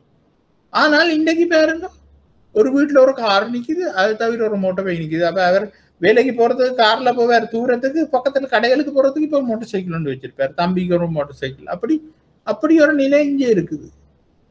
ஆனா இது இதைத்தான் சொல்லுகிறாங்க ஆடம்பரம் அத்தியாவசியம். அப்ப இங்க வந்து நாங்கள் அத்தியாவசிய பொருள் என்று நாங்கள் இதை எடுத்துக்கொள்ளலாம். உதாரணத்துக்கு இதுக்கு நாங்கள் வேணும்னா அரிசியை நாங்கள் நல்ல உதாரணமாக எடுத்துக்கொள்ளலாம். அப்ப பூச்சிய நிகழ்ச்சின்னா நீங்கள் சின்னல இருந்தே இந்த பூச்சிய நிகழ்ச்சியை பற்றி படிச்சிருப்பீங்க. அந்த பொருளின் குவான்டிட்டியில எந்தவித மாற்றமும் ஏற்படாது. ஆனா விலைகள்ல எவ்வளவு மாற்றம் ஏற்பட்டாலும் அந்த பொருள்ல நாங்கள் நுகர்ற அளவு வந்து அதே அளவாகத்தான் இருக்கும்.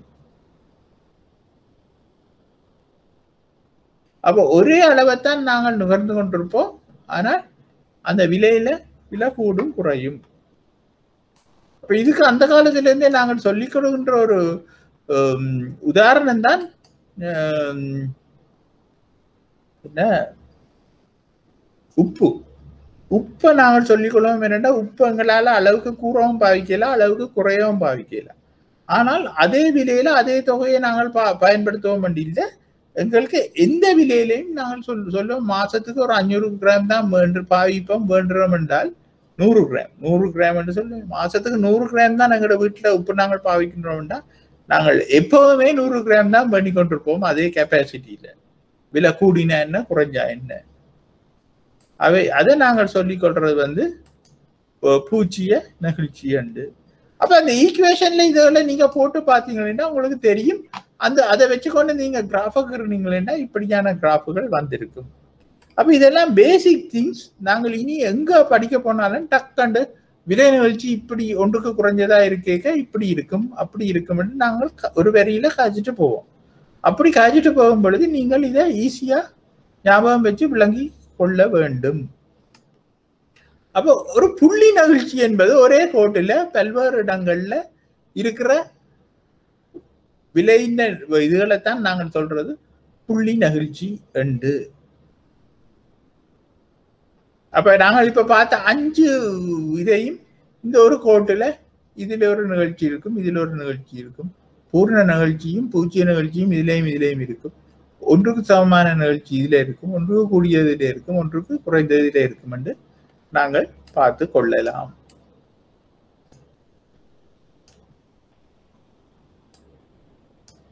அப்ப இப்ப பாப்பம் ஏதாவது விளங்கலைன்னா கேட்டுக்கொள்ளுங்க. நான் இப்படியே இந்த பாட்டுல போறதா இருக்கக்கூடாது. விலை நிகழ்ச்சியின் பெறுமதியில் தாக்கத்தை ஏற்படுத்துகின்ற சில காரணிகள் உள்ளன, அவையாவன. அப்ப கேள்வி நிகழ்ச்சி விலைசார் கேள்வி நிகழ்ச்சியில தாக்கத்தை ஏற்படுத்துகின்ற காரணிகளை நாங்கள் இதுல பார்ப்போம். அப்ப பண்டத்தின் தேவை வந்து அந்த பொருளுண்ட நிகழ்ச்சியை தீர்மானிக்கின்றது. அத்தியாவசிய பண்டங்களின் நெகிழ்ச்சியானது அநேகமாக ஒன்றுக்கு குறைந்த பெறுமதியை கொண்டிருக்கும். அப்ப நீங்கள் இதை பார்த்தீங்களேன்னா நான் பெரும்பாலும் இப்ப நான் உங்களுக்கு விளங்கப்படுத்தின விஷயத்தை தான் இதுல இருக்கும். தமக்கு தேவையான மட்டத்தில் ஏற்கனவே நுகர்வு செய்யப்படுவதால் விலை மாற்றம் அடைகின்ற பொழுது கொள்வனவு செய்கின்ற தொகை அவ்வளவு மாறுவதில்லை. அத்தியாவசியம் இல்லாத பண்டங்களின் கேள்வி தொகை விலை மாற்றத்திற்கு அதிக கூறுணர்வு தன்மை என்பது அந்த சென்சிட்டிவ்னஸ் தான் அதுல சொல்லப்படுகின்றது. அப்ப பண்டங்களின் கேள்வி தொகை விலை மாற்றத்திற்கு அதிக சென்சிட்டிவா இருக்கும் என்று நினைச்சுக்கொள்ளும் காட்டும் என்பது ஏற்றுக்கொள்ளப்படுகின்றது. ஒரு பண்டத்தின் அத்தியாவசியமான தன்மை அல்லது அவ்வாறு இல்லாமை நபருக்கு நபர் வித்தியாசமானதாக இருக்கும். ஒரு காலத்தில் ஆடம்பர பொருட்களாக கருதப்பட்ட தொலைக்காட்சி பெட்டி, தொலைபேசி ஆகியன தற்போது அநேகமானோரின் அத்தியாவசிய பண்டங்களாக மாறியுள்ளன. பணக்காரர் ஒருவருக்கு ஒரு மோட்டார் வாகனம் அத்தியாவசிய பண்டமாகும் என்பதோடு குறைந்த வருமானம் பெறுகின்ற ஒருவருக்கு அது ஆடம்பர பொருளாகும். பால், அரிசி, தேங்காய், பருப்பு, சீனி, தேயிலை ஆகிய உணவு பண்டங்கள் பெரும்பாலான மக்களுக்கு அத்தியாவசியமான பண்டங்கள் ஆகும். சிகரெட் மற்றும் மதுபானம் அதற்கு அடிமையானோருக்கு அத்தியாவசியமான பண்டங்களாகும் என்பதோடு சாதாரண மக்களுக்கு அனாவசியமான பண்டமாகும். பல்வேறான நோய்களால் பாதிக்கப்பட்டுள்ளவர்களுக்கு அந்த நோயை கட்டுப்படுத்துவதற்காக விதிந்திருக்கப்பட்டுள்ள மருந்து வகைகள் அத்தியாவசிய பண்டங்களாகும். பொது போக்குவரத்து சேவைகள் பெரும்பாலான மக்களுக்கு அத்தியாவசியமான சேவைகளாக உள்ளன. அப்ப இதுல இருந்து நீங்கள் விளங்கிக் கொள்ளலாம் இதுல என்ன நாங்கள் சொல்ல வாரம் உண்டு. உதாரணமாக லிக்கர்கள், ஸ்மோக்குகளுக்கு அடிக்ட் பண்ணவையில் வந்து இப்ப இங்க நீங்கள் கவனிச்சு பார்த்திருப்பீங்கள். இந்த என்னன்னு சொல்ற இந்த பயண கட்டுப்பாடுகள் விதிக்கப்பட்ட நேரத்துல அத்தியாவசிய கடைகள் மட்டும் திறந்திருக்கலாம். இந்த லிக்கர் ஷாப்புகள், அதுகள் சிகரெட் கடைகள் எல்லாம் மூடி இருக்கணும் பொழுது அதுக்கு அடிக்ட் ஆனவர்கள், அதாவது அதுக்கு அத்தியாவசியம் என்று நினைப்பவர்கள் எவ்வளவு கஷ்டப்பட்டிருப்பார்கள். நான் கேள்விப்பட்டேன் விலைகள் பிளாக் மார்க்கெட்ல நிறைய விலை கொடுத்தும் அவர்கள் வாங்கினார்கள். அப்ப நீங்க மற்றவர்கள் குடிக்காதவர்கள் அதை பார்த்து சிரிப்போம், இல்லாட்டா அவர்களை நாங்கள் பேசுவோம். ஆனா அது அவர்களுக்கு அத்தியாவசிய பொருள். அப்ப இங்க நாங்கள் அதை கேட்டகரைஸ் பண்றதுல வந்து சிக்கல் உள்ளது. அதே மாதிரி ஒரு மருந்து தேவையான வருத்தம் உள்ளவனுக்கு, பிரஷர் உள்ளவனுக்கு பிரஷர் டேப்லெட்ஸ் வந்து அத்தியாவசியம், மற்றவனுக்கு அது அனாவசியம். அப்ப அவன் வந்து அந்த டேப்லெட்ஸ் இல்லாம ஓடி திரிவான் மருந்து பண்றதுக்கு. அப்ப இதுகளை நாங்கள் சரியாக விளங்கிக் கொள்வது அவசியம். அப்ப அந்த அத்தியாவசிய பொருள், ஆடம்பர பொருள் என்றதை அடிப்படையாக கொண்டுதான் இந்த நிகழ்ச்சியை நாங்கள் பார்த்து கொள்ள வேண்டி உள்ளது. அப்ப அடுத்தது பார்ப்போம், பதிலீட்டு பண்டங்கள். பல பதிலீட்டு பண்டங்கள் உள்ள பண்டங்களுக்கான விலை நிகழ்ச்சி அதிக பெறுமதியை கொண்டிருக்கும். கவனத்தில் கொள்ளப்படுகின்ற பண்டத்தின் விலையை அதிகரிக்கின்ற போது நுகர்வோர் பதிலீட்டு பொருள் மீது ஈடுபாடு கொள்வார்கள். ஆதலால் பதிலீடுகள் குறைவாய் உள்ள பண்டங்களின் விலை நிகழ்ச்சி குறைந்த பெறுமதியை கொண்டு இருக்கும். அப்ப பாருங்கோ, சப்ஸ்டியூட் ப்ரொடக்ட்ஸ் என்று சொல்லப்படுகின்ற இந்த பிரதியீட்டு பொருட்கள் இல்லாட்டா பதிலீட்டு பண்டங்களோட வந்து சரியான சென்சிட்டிவ். அப்ப அப்படி சென்சிட்டிவா இருக்கும் பொழுது அதால அவர்களுடைய கேள்வி நிகழ்ச்சி வந்து கூடுதலாக இருக்கும். அப்ப சப்ஸ்டியூட் ப்ராடக்ட்ஸ் இருந்தால் அதனுடைய கேள்வி நிகழ்ச்சி கூடுதலாக இருக்கும், விலைசார் கேள்வி நிகழ்ச்சி. சப்ஸ்டியூட் ப்ராடக்ட்ஸ் குறைவாக உள்ளதுக்கு அந்த பண்டங்களோட விலைசார் கேள்வி நிகழ்ச்சி சின்னனாக இருக்கும். அடுத்தது, வருமானத்தில் செலவிடுகின்ற தொகை. ஒருவர் தம்முடைய வருமானத்தில் சிறியதொரு தொகையை செலவிடுகின்ற பண்டங்கள் மற்றும் பணிகளின் விலை மாற்றமடைதல் தொடர்பில் அவ்வளவு சென்சிட்டிவ் காட்ட மாட்டார்கள். உதாரணமாக நான் 3 லட்சம் ரூபாய், இப்ப நாங்கள் எந்த ஒரு வீட்டிலையும், இலங்கையில வந்து எந்த ஒரு வீட்டிலையும் வந்து நெருப்பு பட்டிக்கும் உப்புக்கும் நாங்கள் விலை பார்க்கிறோமா? இல்லை. இப்ப உதாரணத்துக்கு ஒரு 2 ரூபாயா இருந்த நெருப்பட்டி 5 ரூபாயா போய் இப்ப 7 ரூபாயா போய் நாங்கள் அந்த 7 ரூபாயை கொடுக்க வழி கிடைக்க 10 ரூபாயை கொடுத்து போட்டு அதுக்கப்புறம் மிச்சம் தராம விடுற சந்தர்ப்பங்கள் நிறைய இருந்திருக்கு. அதே மாதிரிதான் உப்புட விலை ஏறுனால நாங்கள் அதை பற்றி கவனத்தில் கொள்வதில்லை. இப்ப கணக்க வேண்டாம். இன்றைக்கு நான் உங்கள்கிட்ட ஓப்பனா கேட்கின்றேன், வந்து உங்கள எத்தனை பேர் இந்த என்ன சொல்றது, இந்த சூப்பர் மார்க்கெட்டுகள்ல போய் நீங்கள் சாமான் வென்றீங்களோ எனக்கு தெரியாது. ஆனால் நீங்கள் சூப்பர் மார்க்கெட்ல நான் உட்பட நான் சொல்கின்றேன், நாங்கள் போய் அதில் ஏதாவது ஒரு வகையில நாங்கள் அங்கே விலையில செக் பண்ணி கொண்டாயிருக்கிறோம். எடுக்கும் பொழுது நாங்கள் விலையை பார்த்து எடுப்போம். அவன் டில்லில அடிக்கும் பொழுது நாங்கள் விலையை பார்க்கின்றோமா? இல்லை, மொத்தத்தை கொடுத்து போட்டு வருகின்றோம். சில இடங்கள்ல 2 தரம் அடிபட்டா கூட நாங்கள் பார்ப்பது குறைவு.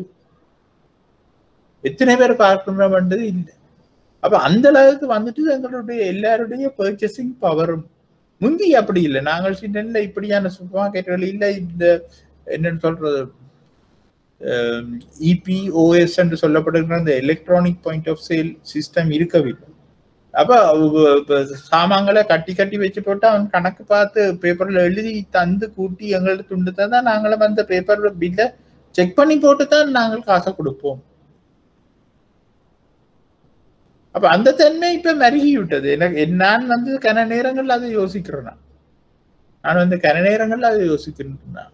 அவே இன்றைக்கு வந்து இலங்கையை பொறுத்த மட்டும் போக்குவரத்து சேவைகள் நிறைய இல்லாம போயிட்டு, அப்ப அம்பிட்டவன எல்லாரும் 3 வீல பிடிச்சு கொண்டு போறோம். அவ உண்மையில 3 வீல்ல போயிட்டு வர முடியாத எத்தனை பேர் இருக்கின்றார்கள், அதுக்கு காசு கொடுத்து போக முடியாதவர். அப்ப அப்படியானவர்களுக்கு பஸ்ஸும் இல்லை, 3 வீலுக்கும் போக முடியாது என்ற நிலையில் அந்த அத்தியாவசிய பொருட்கள் அவர்களுக்கு இல்லாம இருக்கின்றது. இல்லாட்டா அந்த சேவைகள் அவர்களுக்கு இல்லாமல் போகின்றது. அப்ப வருமானத்தில் செலவிடுகின்ற தொகை, ஒருவர் தம்முடைய வருமானத்தில் சிறியதொரு தொகையை செலவிடுகின்ற பண்டங்கள், அதான் தீப்பெட்டி, உப்பு காட்ட மாட்டார்கள். அதனால் அத்தகைய பண்டங்களின் விலை நிகழ்ச்சி குறைந்த பெறுமதியை கொண்டிருக்கும். அப்ப அதுல எல்லாம் வந்து குறைந்த பெறுமதியை கொண்டிருக்கும். ஒட்டுமொத்தமாக நோக்குகின்ற போது பெரும்பாலான மக்களுக்கு அன்றாட வாழ்க்கையில் தேவைப்படுகின்ற உணவுப் பொருட்கள் மற்றும் பொது போக்குவரத்து சேவைகளின் விலை நிகழ்ச்சி குறைந்த பெறுமையை கொண்டுள்ளது என்பது ஏற்றுக்கொள்ளப்படுகின்றது. அப்ப இங்கே இதுகள் எல்லாம் வந்து ஒன்றுக்கு குறைந்த கல்வி நிகழ்ச்சியை கொண்டவை என்றதுதான் நாங்கள் சொல்ல வருகின்றோம். அப்ப விலை நிகழ்ச்சியும் நுகர்வோர் செலவும். அப்ப ஒரு பண்டத்தின் அல்லது சேவை, பணி என்று நாங்கள் இதை சொல்றது சேவையை, விலை நிகழ்ச்சியின் பெறுமதி தொடர்பிலான அறிவு இருப்பின் விலை மாற்றத்தின் காரணமாக நுகர்வோரின் செலவில் ஏற்படுகின்ற மாற்றத்தை அல்லது வழங்குனரின் வருமானத்தில் ஏற்படுகின்ற மாற்றத்தை அறிந்து கொள்ளலாம். அப்ப இதுக்குத்தான் இந்த வேர்டிங், இந்த சென்டென்ஸ் தான் எங்களுக்கு சொல்லுது ஏன் இந்த விலை நிகழ்ச்சியை நாங்கள் கணிப்பிடுகின்றோம் என்று. அதாவது ஒரு பண்டத்தின் அல்லது சேவையின் விலை நிகழ்ச்சியின் பெறுமதி தொடர்பிலான அறிவு இருப்பின் விலை மாற்றத்தின் காரணமாக நுகர்வோரின் செலவில் ஏற்படுகின்ற மாற்றத்தை, இது அண்டர்லைன் பண்ணி கொள்ளணும். நுகர்வோரின் செலவில் ஏற்படுகின்ற மாற்றத்தை அல்லது வழங்குனரின் வருமானத்தில் ஏற்படுகின்ற மாற்றத்தையும் அறிந்து கொள்ளலாம். ஒற்றை விலை நிகழ்ச்சியை கொண்ட பண்டங்களின் விலை மாற்றத்தின் போது, ஒற்றை விலை நிகழ்ச்சி என்று சொல்லுகின்றது ஒன்றுக்கு சமமான கேள்வி நிகழ்ச்சி மாற்றத்தின் போது நுகர்வோர் செலவில் எதுவித மாற்றமும் ஏற்படாது. அதற்கான காரணம் கேள்வி தொகையினதும் விலை மாற்றத்தின் சதவீதம் சமமாக இருக்கு. அதாவது இப்ப நான் 1 லட்சம் ரூபாய் சம்பளம் எடுத்து ஒரு குறிப்பிட்ட பொருளுக்கு 10,000 ரூபாய் தான் செலவழிச்சு கொண்டே இருக்கின்றேன் என்று சொன்னால் அந்த பொருளுக்கான விலை கூடினா என்ன குறைஞ்சா என்ன, நாங்கள் அதே குவான்டிட்டியை தான் நாங்கள் மெயின்டைன் பண்ணுவோம். விலை குறைவதன் மற்றும் விலை அதிகரிப்பதன் தாக்கமானது நுகர்வோர் செலவு தொடர்பில் விலை நிகழ்ச்சி பெறுமதிக்கு அமையவே மாற்றமடையும். விலை குறைவை பொறுத்தவரை ஒன்றை விட அதிக விலை நிகழ்ச்சியை கொண்டுள்ள பண்டங்களின் நுகர்வு அதிக அளவு சதவீதத்தால் அதிகரிப்பதன் காரணமாக நுகர்வோர் செலவும் வழங்குனரின் வருமானமும் அதிகரிக்கும். அப்ப இதுல சொல்லப்படுகின்றது என்னன்னு சொன்னா, அந்த ஆடம்பர பொருட்களுக்குரிய ஒன்றுக்கு கூடிய விலை நிகழ்ச்சியை தான் இதுல சொல்லினோம். ஆயினும் ஒன்றை விட குறைவான விலை நிகழ்ச்சியை கொண்ட பண்டங்கள் கேள்வி தொகையை அதிகரித்தலானது விலை குறைவடையும் சதவீதத்தை விட குறைவாக அதிகரிப்பதன் காரணமாக நுகர்வோர் செலவும் வழங்குனரின் வருமானம் வீழ்ச்சியடையும். விலை அதிகரிப்பை பொறுத்தவரை இதற்கு எதிர்மாறான நிலைமையையும் காணலாம். ஒன்றுக்கு கூடிய விலை நிகழ்ச்சியை கொண்ட பண்டங்களில் நுகர்வோர் செலவும் வழங்குனரின் வருமானமும் குறைவடையும். அதற்கான காரணம் அதன் கேள்வி தொகை குறைவடைகின்ற சதவீதமானது நிகழ்ச்சியை கொண்ட பண்டங்களின் விலை அதிகரிக்கின்ற போது கேள்வித்தொகை குறைவடைகின்ற சதவீதம் குறைவாயுள்ளதால் நுகர்வோர் செலவும் வழங்குனரின் வருமானமும் அதிகரிக்கும். ஆதலால் வழங்குனர்களுக்கு தமது உற்பத்திகளை சந்தைப்படுத்துகின்ற போது மற்றும் விலைகளை மாற்றுகின்ற போது அப்பண்டங்கள் பற்றிய விலை நிகழ்ச்சியை பற்றி அறிந்திருத்தல் வேண்டும். அப்ப நான் உங்களுக்கு பிசிக்கலா சொன்ன விஷயம்தான். ஆடம்பர பொருட்கள், அத்தியாவசிய பொருட்கள் என்று நான் சொன்ன அந்த என்ன மாதிரி ஏன் நாங்கள் கேள்வி நிகழ்ச்சியை பார்க்கின்றோம், ஏன் கேள்வி நிகழ்ச்சி தேவைப்படுகின்றது என்றதை சொன்ன ஒரு விஷயமாகத்தான் அது இருக்கின்றது. விலை நிகழ்ச்சியும் மறைமுக வரி விதிப்பும். அப்ப இதையும் பற்றி நான் உங்களுக்கு சொல்லி இருக்கின்றேன். பாப்பம் அது என்ன சொல்லப்படுகின்றது. அரசாங்கம் பண்டங்களின் மீது விதிக்கின்ற வரிகள் மறைமுக வரிகள் என்று நாங்கள் சொல்வதோடு நேரில் வரிகள் என்று நாங்கள் சொல்லுகின்றோம். என்னன்னா நேர் வரி நேரில் வரி என்று இருக்கின்றது. அதை நாங்கள் பிறகு படிப்போம். ஆனா இந்த இடத்துக்கு நான் உங்களுக்கு சொல்கின்றேன். அரசாங்கம் நேர் வரிகளை விதிப்பது என்பது இன்கம் டாக்ஸ் நாங்கள் சொல்லுகின்றோம். ஒருத்தனுடைய வருமானத்துல நேர போய் விதிக்கின்ற வரி நேர் வரி. அதே மாதிரி பொருட்கள் மீதான வரியை விதிச்சு அரசாங்கம் அந்த பொருட்களை மக்கள் நுகரும் பொழுது அந்த பொருட்களோடு சேர்த்து அதுக்குரிய காசை கட்டு என்று சொல்லி எங்கள்கிட்ட இருந்து வேண்ட வரி மறைமுக வரி, இல்லாட்டா நேரில் வரி. அத்தகைய வரி விலையில் சேர்க்கப்படுவதால் நுகர்வோர் அதனை செலுத்த நேரிடும்.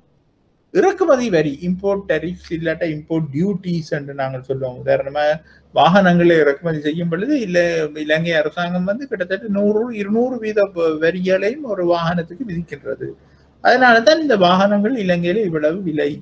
உதாரணமா வெளிநாடுகள், உதாரணமா துபாய், கட்டார் போன்ற மத்திய கிழக்கு நாடுகள் அவர்கள்ட்ட நிறைய காசு இருக்கின்றபடியா, எண்ணெய் வடத்தால காசு இருக்கின்றபடியா அவர்கள் இந்த இறக்குமதி செய்கின்ற பொருட்கள் மீது வரி விதிப்பதில்லை. அப்ப மத்திய கிழக்கு நாடுகள் மட்டுமில்லை, இப்ப அமெரிக்கா, பிரிட்டிஷ், யூரோப்பிய நாடு, ஐரோப்பிய நாடுகள் எல்லாம் அப்படித்தான். அப்ப அவர்களை இப்படியான டாக்ஸ் விதிக்காதபடியா நீங்க நேரடியாக ஒரு காரை நீங்கள் இம்போர்ட் பண்ணி கொள்ளலாம். அப்படி இம்போர்ட் பண்ணும் பொழுது இப்ப இலங்கை மாதிரி பெரிய பெறுமதி இருக்காது. அப்ப இம்போர்ட் டரிஃப்ஸ் தான் சொல்றது நாங்கள் இம்போர்ட் டியூட்டி என்று சொல்லலாம். அது இறக்குமதி வரி என்று சொல்லுகின்றோம். மற்றது பெறுமதி சேர் வரி, வேல்யூ ஆடட் டாக்ஸ் என்பது ஒரு சேவையின் மீது இல்லாட்டா ஒரு பொருளின் மீது அந்த பொருளின் பெறுமதிக்கு விதிக்கப்படுகின்ற வரி வேல்யூ ஆடட் டாக்ஸ் என்று சொல்லுவோம். இதுல நாங்கள் இப்படியான நேரில் வரி என்று சொல்லலாம். மேற்படி வரிகள் விதிக்கப்படுகின்ற போது அல்லது திருத்தப்படுகின்ற போது அரசாங்கம் எப்போதும் பண்டங்களின் விலை நிகழ்ச்சியை கவனத்தில் கொள்ளுகின்றது. அப்ப இதை நான் உங்களுக்கு சொன்னேன். நான் என்னன்னு சொன்னா, எப்போதும் ஆடம்பர பொருட்கள் மீதான வரியை இப்படியான வரிகளை விதிச்சு விட்டால் அரசாங்கத்துக்கு வருமானம் டக்குன்னு குறையும்.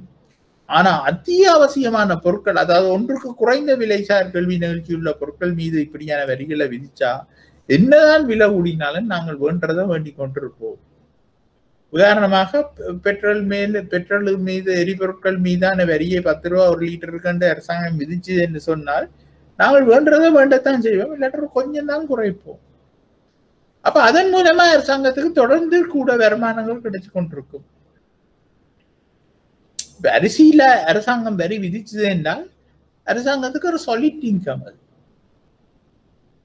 ஆனா அதுவே அரசாங்கம் போய் கார்களையும் பெரிய பெரிய லக்ஸரி ஐட்டம்ஸ்கள்லையும் நகைகள்லையும் அரசாங்கம் அப்படியான டாக்ஸுகளை விதிக்கும் பொழுது அங்கே நாங்கள் வேண்டதை நல்லா குறைச்சிருவோம், விலை கூடிட்டு. அப்ப அரசாங்கத்தின் வரி வருமானத்திலையும் பெரிய வீழ்ச்சி ஒன்று ஏற்படும். அதுதான் இதுல சொல்லுகிறோம். அரசாங்கம் எப்போதும் பண்டங்களின் விலை நிகழ்ச்சியை கவனத்தில் கொள்ளுகின்றது. அதற்கான காரணம் பண்டத்தின் விலை குறைவடைதலுக்கு அல்லது அதிகரிப்பதற்கும் நுகர்வோர் செலவுக்கும் இடையே நேரடி தொடர்பு காணப்படுவதால் அது வரி வருமானம் குறைவடைதல் அல்லது அதிகரிப்பின் தாக்கத்தை ஏற்படுத்துவதனால் ஆகும். உதாரணமாக ஒன்றுக்கு அதிகமான விலை நிகழ்ச்சியை கொண்ட பண்டங்களின் வரித்தொகை அதிகரிக்கப்படுமானால், ஒன்றுக்கு அதிகமான விலை நிகழ்ச்சியை கொண்ட பண்டங்களின் வரித்தொகை அதிகரிக்கப்படுமானால் கவனிச்சு பாருங்க, நுகர்வோர் செலவு குறைவடைவதால் வரி வருமானம் முன்னரை விட குறைவடையும். ஆதலால் ஒன்றை விட குறைவான விலை நிகழ்ச்சியை கொண்ட பண்டங்களுக்கு வரி அதிகரிக்கப்பட வேண்டும். அத்தியாவசிய உணவு பண்டங்கள், சிகரெட், மதுபானம் மற்றும் பெட்ரோல் போன்ற பண்டங்களின் வரித்தொகை எப்பொழுதும் அதிகரிக்கப்படுவது இதன் காரணத்தினால் ஆகும். ஏன்னா சிகரெட், மதுபானம் மற்றது எரிபொருள் என்பன அத்தியாவசிய பொருள் அந்தந்த நுகர்வோருக்கு. அதனால ஒரு நாளும் அவையில் அந்த நுகர்வை குறைக்க மாட்டினோம். அதே போன்று ஒன்றை விட அதிகமான விலை நிகழ்ச்சியை கொண்ட பண்டங்களுக்கான வரியை குறைப்பதன் மூலம் வரி வருமானத்தை அதிகரிக்க செய்யலாம். ஆதலால் வரி வருமானத்தை உச்சமடைய செய்யும் பொருட்டு வரி வீதங்களை பேணி வருதல் மற்றும் திருத்துதல் தொடர்பில் அந்தந்த பண்டங்களின் விலை நிகழ்ச்சியை பற்றிய சிறந்த அறிவு அரசாங்கத்துக்கு இருப்பது அவசியமாகும். அப்ப பாருங்க, அவையில் சொல்லிடம் என்று சொன்னால், இந்த அத்தியாவசிய பண்டங்களுக்கு நீங்க வரி வருமானத்தை குறைக்கணும் என்று சொல்லிடும். அதாவது அளவுக்கு அதிகமாக வரியை விதிக்காம அத்தியாவசிய பண்டங்கள் மீது அளவான வரியை விதிச்சா பொதுமக்கள் இன்னும் பொருட்களை கூட வேண்டிய சந்தர்ப்பங்களும் இருக்கும். எப்படி இருந்தாலும் அந்த நுகர்வை குறைக்க மாட்டினோம். பொதுமக்கள் அத்தியாவசிய பண்டங்களோட நுகர்வை குறைக்க மாட்டினோம். அப்ப அதன் மூலமாக பொருட்களோட எண்ணிக்கை, விற்பனை எண்ணிக்கை அதிகரிக்க, நுகர்வு அதிகரிக்க, அதன் மூலமாக அரசாங்கத்துக்கு கிடைக்கின்ற வருமானம் கூடுதலாக இருக்கும். அதெல்லாம் அன்றுதான் சொல்லினோம். அப்ப இப்படியான நிகழ்ச்சியின் ஊடாகத்தான் அரசாங்கத்துக்கு திட்டமிடலுக்கு எவ்வளவோ உதவியாக இருக்கின்றது என்று சொல்லலாம். அப்ப நான் இதிலே உங்கள்ட்ட நான் நினைக்கின்ற சுதன், சிவகுமார் எல்லாரும் என்னோட முதல் கிளாஸில் இருந்தே வாரீங்கள்னு நினைக்கிறேன். பொதுவா நீங்கள் எல்லாரும் வேலை செய்கின்றீர்கள், அது உண்மைதானே? இதுல ஆன்லைன்ல இருப்பவர்கள் எல்லாம் வேலை செய்கின்றீர்கள் தானே? ஓ சார். இதுல நீங்க மெசேஜில போட்டாலும் பரவாயில்லை, நான் மெசேஜில பார்ப்பேன். ஆனா நான் ஏன் கேட்கின்றேன் என்றால், இந்த இடத்துல நான் ஒரு ப்ராக்டிக்கலா நான் கதைக்க போகின்றேன், அதுதான் நான் சொல்லுகின்றேன். நான் நினைக்கிறேன் பெரும்பாலும் எல்லாரும் பேங்க்குகள்ல வேலை செய்யறீங்களே என்ன? அது எனக்கு ஞாபகம் இருக்கின்றது. போனோம் அதுக்கு முதல் கிளாஸில் சொன்ன மாதிரி. மற்றது நான் என்ன சொல்ல விரும்புகிறேன்னா, நாங்கள் ஒவ்வொரு கிழமையும் இந்த ப்ராக்டிக்கல் எக்கனாமிக்ஸ் நாலேஜையும் கொஞ்சம் அப்டேட் பண்ணி கொண்டு போவோம். அப்ப நான் இந்த கிழமை நான் உங்களுக்கு சொல்ல விரும்புகிறது என்னன்னு சொன்னா, இந்த 7ஆம் தேதி மத்திய வங்கியின் நாணய சபை கூடியிருக்கின்றது. மத்திய வங்கியின் நாணய சபை கூடின பொழுது மக்கள் மத்தியில பெரிய நிறைய எதிர்பார்ப்புகள் இருந்தது. என்னன்னு சொன்னா, நாங்கள் இவியல் வட்டி வீதத்தை கூட்டுவினம், வட்டி வீதத்தை கூட்டுவதன் மூலம் நிறைய மாற்றங்கள் நிகழலாம் என்று. ஆனால் அந்த நாணய சபை கூட்டத்துல மத்திய வங்கியின் நாணய சபை எடுத்த முடிவு என்னன்னு சொன்னால், கொள்கை வட்டி வீதங்கள்ல ஒரு மாற்றமும் இல்லை என்று. அப்ப கொள்கை வட்டி வீதங்களில் ஒரு மாற்றம் இல்லை என்று சொன்னால், அது 4.5க்கும் 5.5ஆகவும் தொடர்ந்தும் இருக்கும் என்று அதுல சொல்லப்பட்டது. அப்ப அதன் அடிப்படையில கொள்கை வட்டி வீதங்கள் அடுத்த ஒரு 2-3 மாதத்துக்கு அதே மாதிரி இருக்கும் என்று நாங்கள் எடுத்துக்கொள்ளலாம். அதை தவிர பத்திரிகைகள்ல நிறைய பார்த்தோம், நாட்டில அந்நிய செலாவணியில நிறைய பிரச்சனைகள் இருக்கின்றது. அது அந்நிய செலாவணியை பற்றாக்குறையை தீர்ப்பதற்கு சர்வதேச நாணய நிதியை நாட வேண்டும் அப்படின்னு எல்லாம் நிறைய பேர் நிறைய ஸ்டேட்மெண்ட்களை நாங்கள் பார்த்துக்கிட்டு. அப்ப அமைச்சர் ஒருவர், இந்த நிதிக்கு துறையோட சம்பந்தப்பட்ட அமைச்சர் சொல்லியிருந்த, எங்களுக்கு அப்படி ஒரு பிரச்சனையும் இல்லை, நாங்கள் IMF சர்வதேச நாணய நிதியை நாட வேண்டிய அவசியம் இல்லை, நாங்கள் அந்த அந்நிய செலாவணி பிரச்சனைன்றது பெரிய அளவில் இல்லை, நாங்கள் தீர்த்து கொள்ளலாம் என்று. ஆனாலும் நடுநிலையான பொருளியலாளர்கள் என்ன சொல்லினோம்னு சொன்னால், அப்படி ஒரு பிரச்சனை இருக்கின்றது, இதை தீர்ப்பதற்கு சர்வதேச நாணய நிதியை நாடுவது, அதாவது பெயில் அவுட் என்ற முறையில் போய் சர்வதேச நாணய நிதியை நாடுவது நல்லது என்று கூறி இருக்கின்றனர். அப்ப அதை தவிர நீங்கள் ஏதாவது கேள்விப்பட்டிருந்தா நீங்களும் அதை பற்றி கதைக்கலாம், நாங்கள் டிஸ்கஸ் பண்ணலாம். Practical knowledge right. இப்ப நாங்கள் அடுத்ததா நாங்கள் பார்க்க போறது என்னன்னு சொன்னா, வருமான நெகிழ்ச்சி. வருமான நெகிழ்ச்சி என்று நாங்கள் சொல்லும் பொழுது இன்கம் எலாஸ்டிசிட்டி. அப்ப விலைசார் கல்வி நிகழ்ச்சி என்ன, ஒரு பொருளுடைய விலையில மாற்றம் ஏற்படும் பொழுது கிடைப்பது, கேள்வி தொகையில் ஏற்படும் மாற்றம் விலைசார் கல்வி நிகழ்ச்சி. ஒருவருடைய வருமானத்தில் மாற்றம் ஏற்படும் பொழுது அந்த அவர்கள் நுகரும் பொருட்களுக்கான கேள்வியில் ஏற்படும் மாற்றம் வருமானம் சார் கேள்வி நிகழ்ச்சி என்று நாங்கள் சொல்லுகின்றோம்.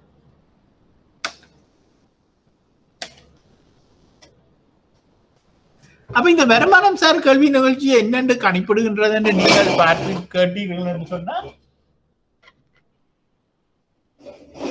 இந்த பி இருக்கிற இடத்துல நாங்கள் வருமானத்தை போட்டா சரி.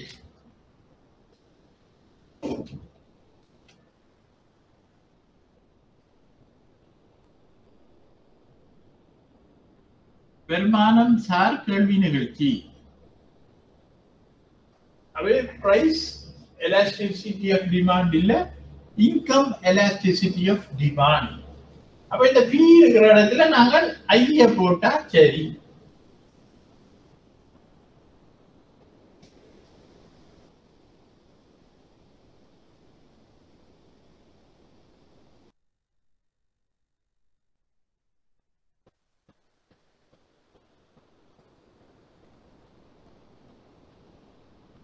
அப்ப இங்க விலையில் என்ற இடம் முழுக்க வருமானம் பெறும்.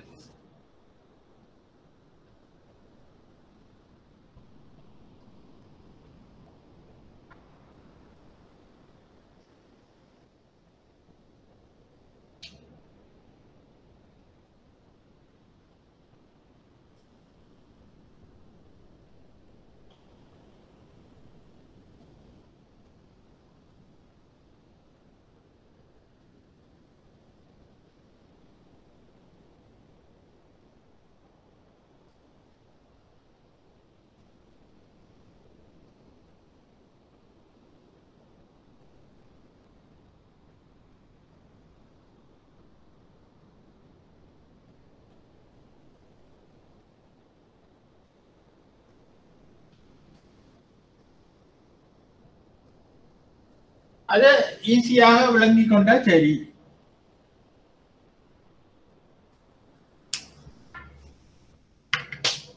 வருமானம் மட்டும் விலை மாறுன இடத்துல வருமானம் மாறுகின்றது.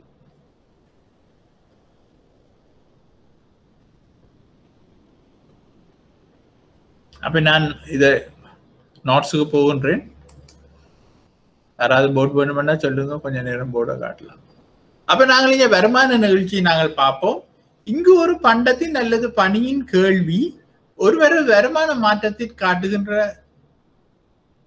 நுண்ணுணர்வு தன்மை கணிப்பிடப்படுகின்றது. அதாவது சேஞ்சை பற்றி நாங்கள் பார்க்கின்றோம். இதில் சார்ந்த மாறி ஒரு கேள்வியாகவும் சுயாதீன மாறி தனிநபர் வருமானமாகவும் உள்ளதோடு கணிப்பிடுதலானது விலை கேள்வி நிகழ்ச்சியை போன்றே மேற்கொள்ளப்படும். இப்ப நான் உங்களுக்கு போர்ட்ல காட்டின ஈக்குவேஷன் இந்த கணிப்பிடுதல்ல விலைக்கு பதிலாக வருமானத்தை போடுறதாக அமைகின்றது. கணிப்பிடப்பட்ட வருமான நிகழ்ச்சி நேர்கணியமாக அல்லது எதிர்கணியமாக அமையலாம். சாதாரண பண்டங்களின் கேள்விக்கும் வருமானத்துக்கும் இடையே நேர்கணியமான தொடர்பு உள்ளதால் வருமான நிகழ்ச்சி நேர்கணிய பெறுமதியை கொண்டிருக்கும். ஆயினும் தாம் குறைந்த பண்டங்களின் வருமான நிகழ்ச்சி எதிர்கணிய பெறுமதியை கொண்டிருக்கும். அதற்கான காரணம் வருமானம் அதிகரிக்கின்ற போது தரம் குறைந்த பண்டங்களின் நுகர்வு கேள்வி குறைவடைவதனால் ஆகும். அதே போன்று பண்டத்தின் கூறுணர்வு தன்மையின் அளவை பொறுத்து நிகழ்ச்சி மாற்றமடையலாம். இதற்கிணங்க பல்வேறான பெறுமதிகளை கொண்ட குறைந்த அல்லது அதிக வருமான நிகழ்ச்சி பண்டங்களுக்கு இருக்கலாம். உதாரணமா இதுல என்ன நாங்கள் சொல்றோம்னா, இந்த கிஃபன் பண்டங்கள் என்று நான் சொன்னேன், வருமானம் அதிகரித்து செல்லும் பொழுது நாங்கள் சில பொருட்களோட நுகர்வை குறைச்சி விட்டுறோம். அப்ப அது வருமானம் கூடிக்கொண்டு போகும்போது அது அந்த பொருளுக்குரிய கேள்வி ஒரு அளவுல கூடினாலும் ஒரு மட்டத்துக்கு பிறகு அது குறைஞ்சு கொண்டு போகும்.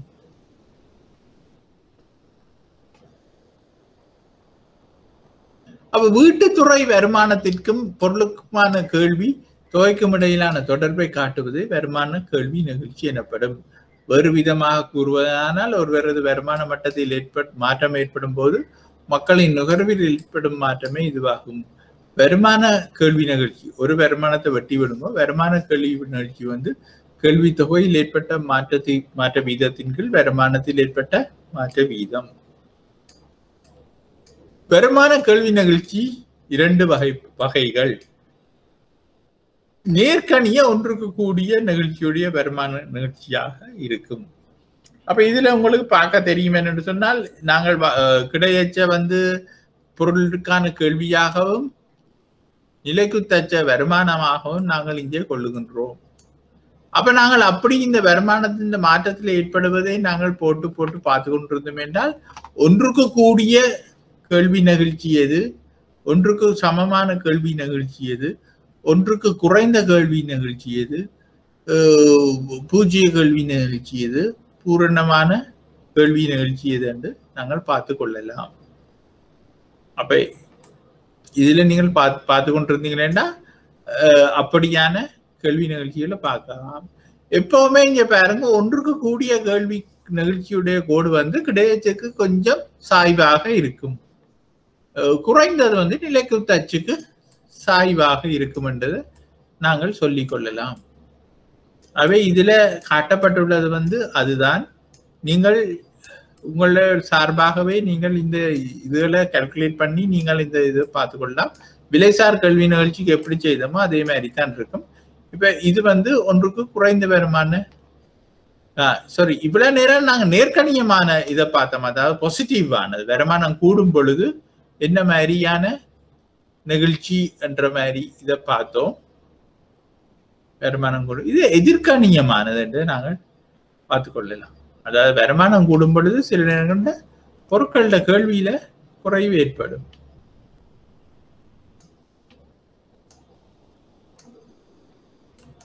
வருமான கேள்வி நிகழ்ச்சியின் முக்கியத்துவத்தை நாங்கள் பார்த்துக் கொள்ளுவோம்.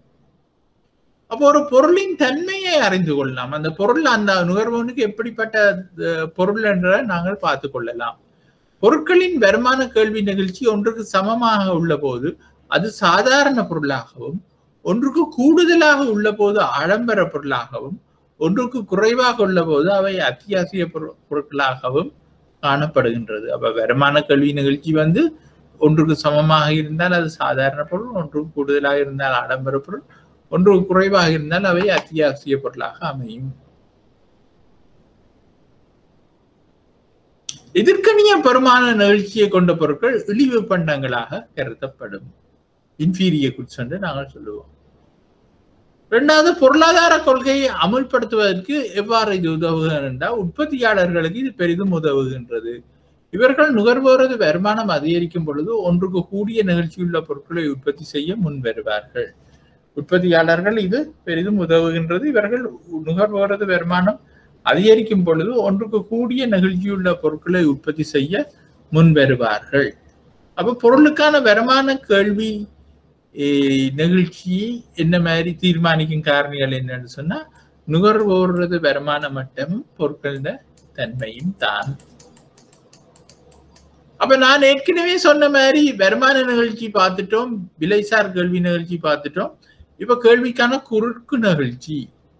குறுக்கு நிகழ்ச்சி என்னும் பொழுது பிரதியீட்டு பண்டங்களோட கேள்வியில தொகையில ஏற்படுகின்ற மாற்றத்தை நாங்கள் கணிப்பிடுவதற்காக செய்கிற கால்குலேஷன் தான் இந்த குறுக்கு நிகழ்ச்சி என்று நாங்கள் சொல்லுகின்றோம். அப்ப இது என்ன நடக்கும் என்று சொன்னா கேள்விக்கான குறுக்கு நிகழ்ச்சி என்பது ஒரு பொருளுக்கான விலையில் ஏற்படும் மாற்றம் இன்னொரு பொருளுக்கான கேள்வியில் எத்தகைய தாக்கத்தை செலுத்துகின்றது என்றதான் நாங்கள் பார்க்கின்றோம்.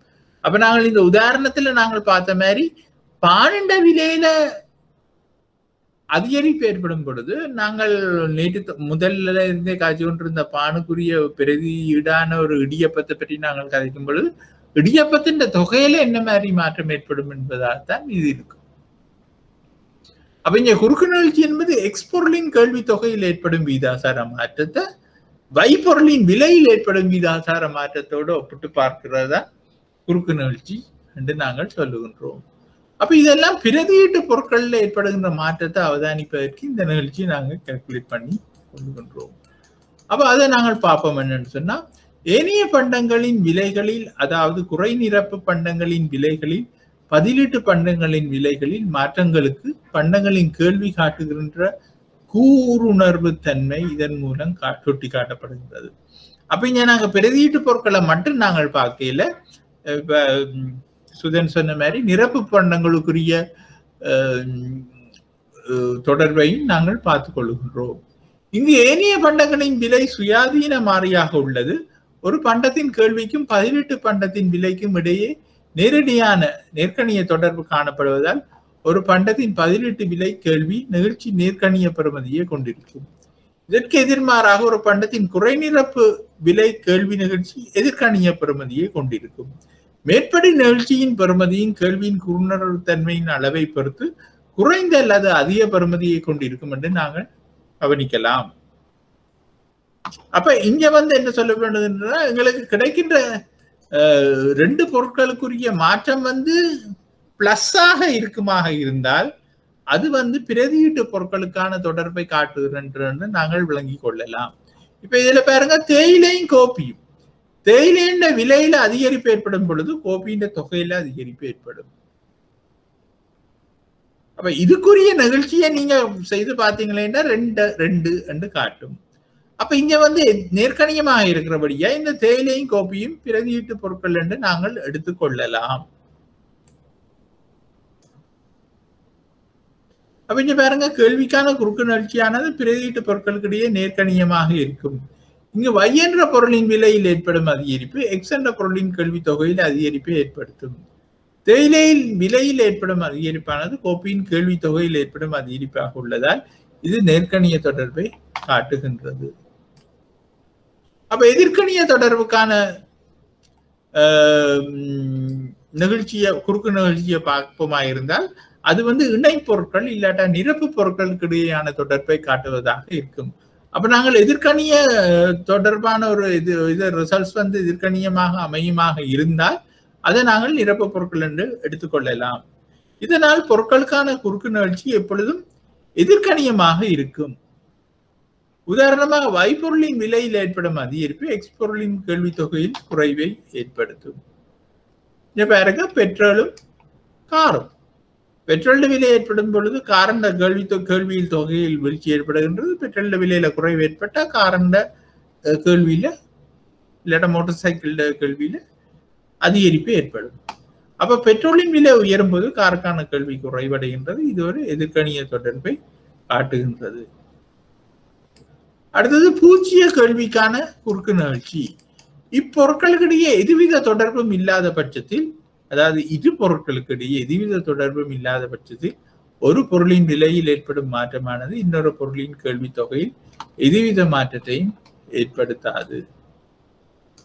அது இப்படி இருக்கும்.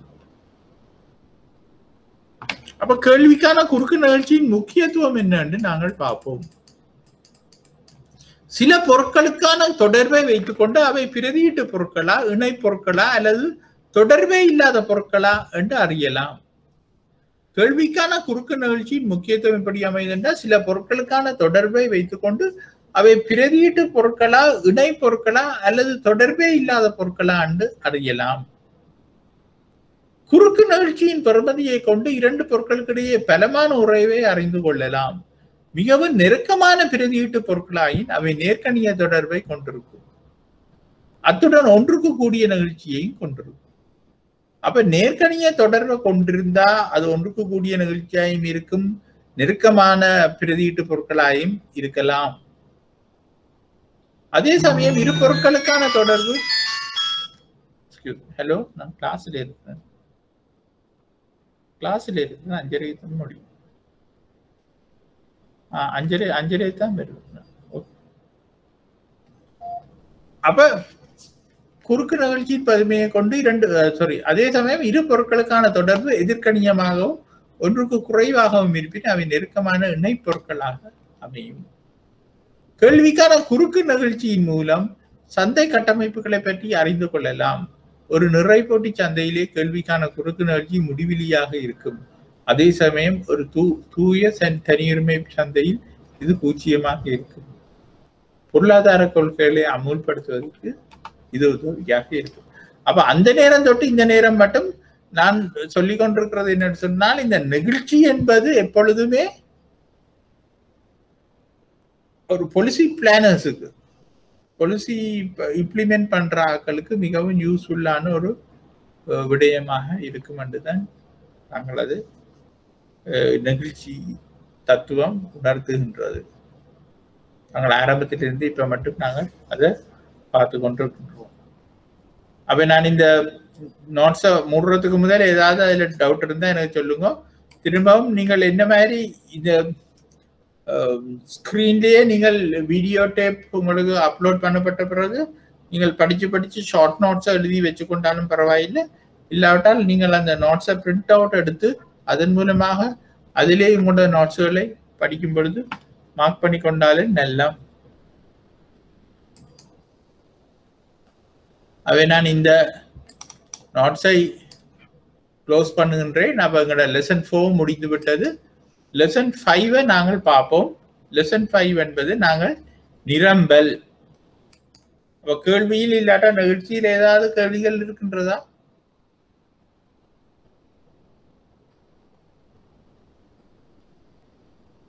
உங்களுக்கு இதுல ஸ்பீக்கர்ல எந்த பிரச்சனைன்னா இதுலயாவது போட்டு கொடுக்கும், இதுலயாவது. அப்ப நாங்கள் இப்போது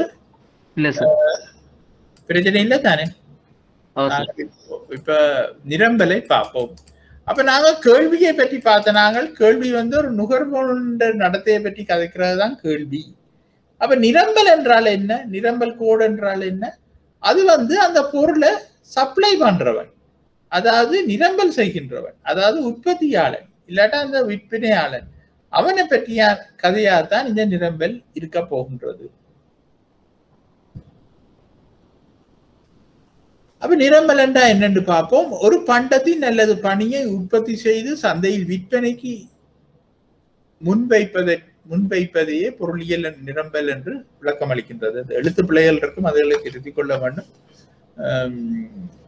இங்கு பெரும் தொகையான வழங்குனர்கள் சம வகையிலான ஒரு பொருளை உற்பத்தி செய்கின்ற சந்தையே கருதப்படுகின்றது. அனைத்து வழங்குனர்களின் திரட்சியின் மூலம் சந்தை நிரம்பல் பெறப்படுகின்றது. அப்ப ஒவ்வொரு வழங்கன், இப்ப நாங்கள் தனி நபருடைய கேள்வி கோடுகள் எல்லாத்தையும் சேர்த்துதான் ஒரு சந்தை கேள்வி கோட்டை நாங்கள் பார்த்தோம்.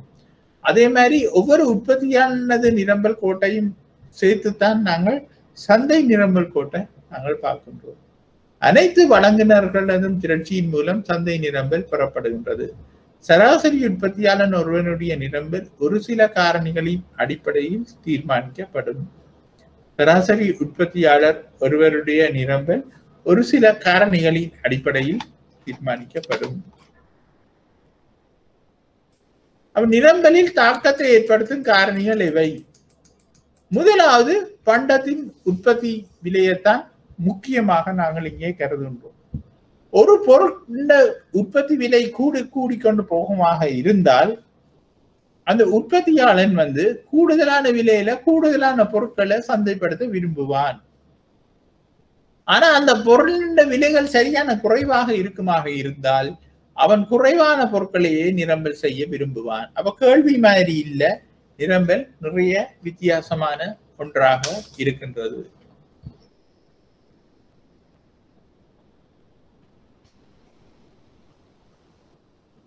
பண்டத்தின் விலையின் ஊடாக வழங்குனர்களின் லாபம் தீர்மானிக்கப்படுவதுதான் அதுக்கு முக்கியமான காரணம். அப்ப பண்டத்தின் விலையின் ஊடாக வழங்குனர்களின் லாபம் தீர்மானிக்கப்படுவதால் உற்பத்தி செலவுடன் லாப விகிதம் கூட்டப்படுவதன் மூலம் நிரம்பல் விலை பெறப்படுகின்றது. அப்ப உற்பத்தி செலவு கூட லாபத்தை கூட்டித்தான் மொத்த விலை தீர்மானிக்கப்படுவதாலதான் இந்த பிரச்சனை வருகின்றது. உற்பத்தி செலவு நிலையானதாக இருப்பின் சந்தை விலை அதிகரிக்கின்ற போது லாபம் அதிகரிக்கும். உற்பத்தி செலவு நிலையானதாக இருப்பின் சந்தை விலை அதிகரிக்கின்ற போது லாபம் அதிகரிக்கும் என்பதோடு சந்தை விலை குறைவடைகின்ற போது லாபம் குறைவடையும். அப்ப உங்களுக்கு அது விளங்குதானே? 100 ரூபாய் தான் எங்களோட ஒரு பொருளோட உற்பத்தி செலவுன்னு சொன்னா மார்க்கெட்ல அது 200 ரூபாய் போகுதுண்டா விற்பவனுக்கு 100 ரூபாய் லாபம். ஆனா 100 ரூபாய் பொருள் சந்தையில 150 ரூபாய் போகுதுண்டா விற்பனை செய்வனுக்கு 50 ரூபாய் தான் லாபம். அப்ப 100 ரூபாய் உற்பத்தி செலவு 80 ரூபாய்க்கு தான் சந்தையில போகுதுண்டா உற்பத்தியாளனுக்கு 20 ரூபாய் நட்டம். அதுதான் இதுல சொல்லப்படுகின்றது. எனவே சாதாரண வழங்குனர் ஒருவர், வழங்குனர் என்றது உற்பத்தியாளன் இல்லாட்டா நிரம்பல் செய்பவனை தான் இதுல சொல்லினோம். விலை அதிகரிக்கின்ற பொழுது அதிக தொகையையும் விலை குறைவடைகின்ற போது குறைந்ததொரு தொகையையும் நிரம்பல் செய்வார் என விளக்கம் அளிக்கப்படுகின்றது. இதற்கிணங்க நிரம்பலில் தாக்கத்தை ஏற்படுத்துகின்ற ஏனைய காரணிகள் நிலையாக உள்ள போது பண்டத்தின் விலைக்கும் நிரம்பலுக்கும் இடையே நேரடியான தொடர்பு காணப்படுகின்றது. இது கேள்வி விதிக்கு முற்றிலும் மாற்றானதொரு நடத்தையாகும். அப்ப கேள்வி விதி என்பது என்ன? விலை கூடும் பொழுது குறைவாகவும் விலை குறையும் பொழுது கூடுதலாகவும் கொள்வினவு செய்வது. நிரம்பல் என்பது குறைந்த விலையில் குறைந்த பொருளும் கூடுதலான விலையில் கூடுதலான பொருளும் விற்பனை செய்யப்படுவதால கேள்விக்கோடு இடமிருந்து வலமாக மேலிருந்து கீழாக அமைந்து காணப்படும். நிரம்பல் கோடு இடமிருந்து வலமாக கீழிருந்து மேலாக செல்வதாக இருக்கும். ஆதலால் சந்தையில் கொள்வனவாளர்களதும் வழங்குனர்களதும் செயற்பாடுகள் ஒன்றுக்கொன்று எதிர்மாற்றமானதா சக்தியாக இருக்கும். அப்ப நுகர்வோர் ஒரு பக்கத்துல ஒரு மாதிரி நடப்பினம், உற்பத்தியாளர் வேற மாதிரி நடப்பினம். இப்ப சந்தையில அப்படியான ஒரு நிலை காணப்படும். உற்பத்தி காரணிகளின் விலை. அப்ப ஒரு பண்டத்தின் உற்பத்தி செலவு உற்பத்தி காரணிகளின் விலையில் தங்கியுள்ளது. ஏனைய காரணிகள் நிலையானதாக இருப்பின் உற்பத்தி காரணி ஒன்றின் விலை அதிகரிப்பதாயின் லாபம் குறைவடையும் என்பதோடு காரணி விலை குறைவடையின் லாபம் அதிகரிக்கும். ஆதலால் உற்பத்தி காரணிகள் விலை அதிகரிக்கின்ற போது நிரம்பலை குறைத்தலும் உற்பத்தி காரணிகளின் விலை குறைவடைகின்ற போது நிரம்பலை அதிகரிக்க செய்தலும் சாதாரண வழங்குனர் ஒருவரின் நடத்தையா இருக்கும் என விளக்கம் அளிக்கப்பட்டுள்ளது. அப்ப இந்த உற்பத்தி காரணிகள் என்றால் என்ன? நாங்கள் இப்ப பிரஷ் அப் பண்ண வேண்டி இருக்கு. எங்களோட நாலேஜ முதலாவது கிளாஸ்லயே எங்கேயோ படிச்சினாங்க. 4 உங்களுக்கு எல்லாருக்கும் ஞாபகம் இருக்குமான்னு நினைக்கிறேன். நிலம்,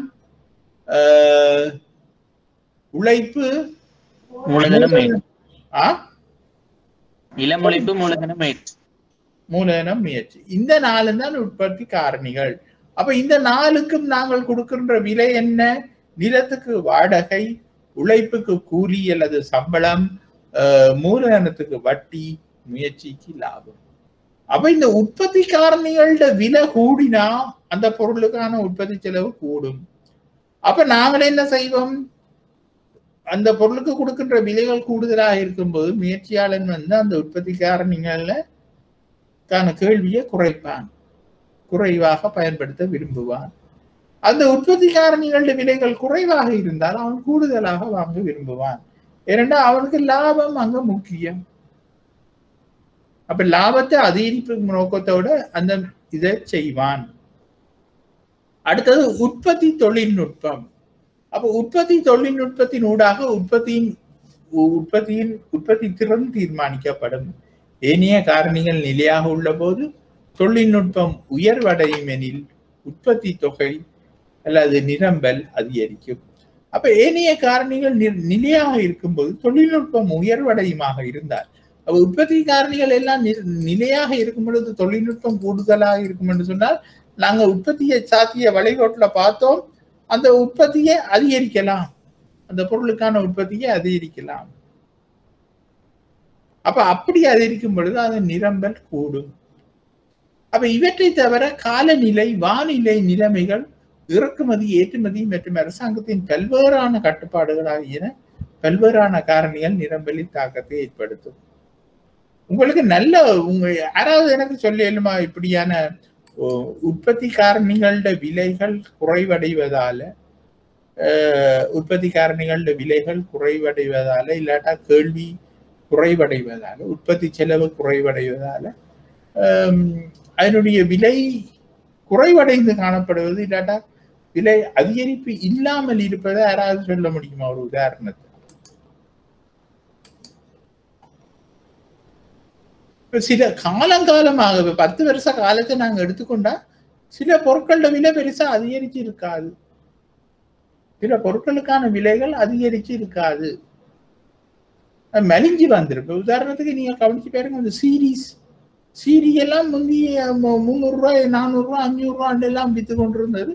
இப்ப சும்மா 50 ரூபாய்க்கு ரெக்கார்ட் பண்ணப்பட்ட சீரியே விற்கிறான். ஆனா அந்த குவாலிட்டியை பற்றி பெருசா கதைக்க விரும்பவில்லை. ஆனால் நீங்கள் நன்றாக அவதானித்து பார்த்தீர்கள், அதனுடைய விலை குறைவடைந்து கொண்டு வருகிறது. ஏனென்றால் அந்த தொழில்நுட்பமோ இல்லாட்டா உற்பத்தி காரணிகளோட கேள்விகள்ல ஏற்பட்ட வீழ்ச்சியோ எனக்கு என்னமோ தெரியவில்லை. ஏதோ ஒரு வகையில உற்பத்தி செலவு குறைவடைந்து மிகவும் மலிவான விலைக்கு இப்ப கூடுதலாக, முக்கியமா நான் நினைக்கிறேன் தொழில்நுட்ப அதிகரிப்பால தான் அது நடந்திருக்கு. தொழில்நுட்பம், அந்த ப்ரொடக்ஷனுக்குரிய தொழில்நுட்பம் அதிகரித்து தான் சரியான சீப்பாக எங்களுக்கு இப்ப சீரீஸ் எல்லாம் கிடைச்சு கொண்டிருக்கின்றது. அப்படி எத்தனையோ இந்த டெக்னிக்கல் சைடில் உள்ள விடயங்கள் மிகவும் சீப்பாக கிடைத்து கொண்டிருக்கின்றது. இப்ப உதாரணத்துக்கு எனக்கு உண்மையாக சொல்ல தேவையில்லை, உண்மையை அதான் இருக்கும், தொழில்நுட்பம் தான் காரணம் நினைக்கின்றேன்.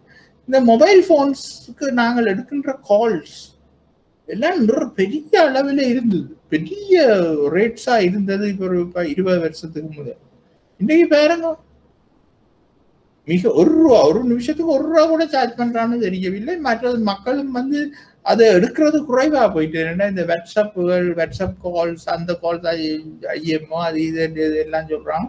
அப்படியான கால்ஸ் மூலமாக தொழில்நுட்ப வளர்ச்சியின் காரணமாக மக்கள் அதுகளுக்குள்ளால கதைக்க போனதால இப்ப உண்மையிலேயே டெலிபோன் பில்ன்றது சரியான சின்ன அமௌண்டா தான் இருக்கு.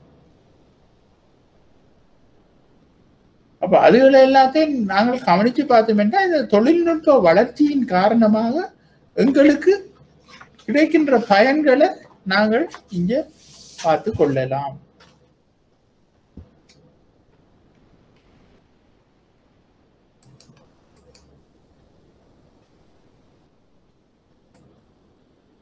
அப்ப நிரம்பல் தொழிற்பாடு, அப்ப நாங்கள் எப்படி கேள்வி தொழிற்பாடை பார்த்தோமோ அதே மாதிரி தான் இந்த நிரம்பல் தொழிற்பாடை இங்க பார்க்க வேண்டி இருக்கின்ற நிரம்பல் தொகை எக்ஸ் என்ற பொருளுக்கான நிரம்பல் தொகை அதுதான் QS எக்ஸ் என்றோம்.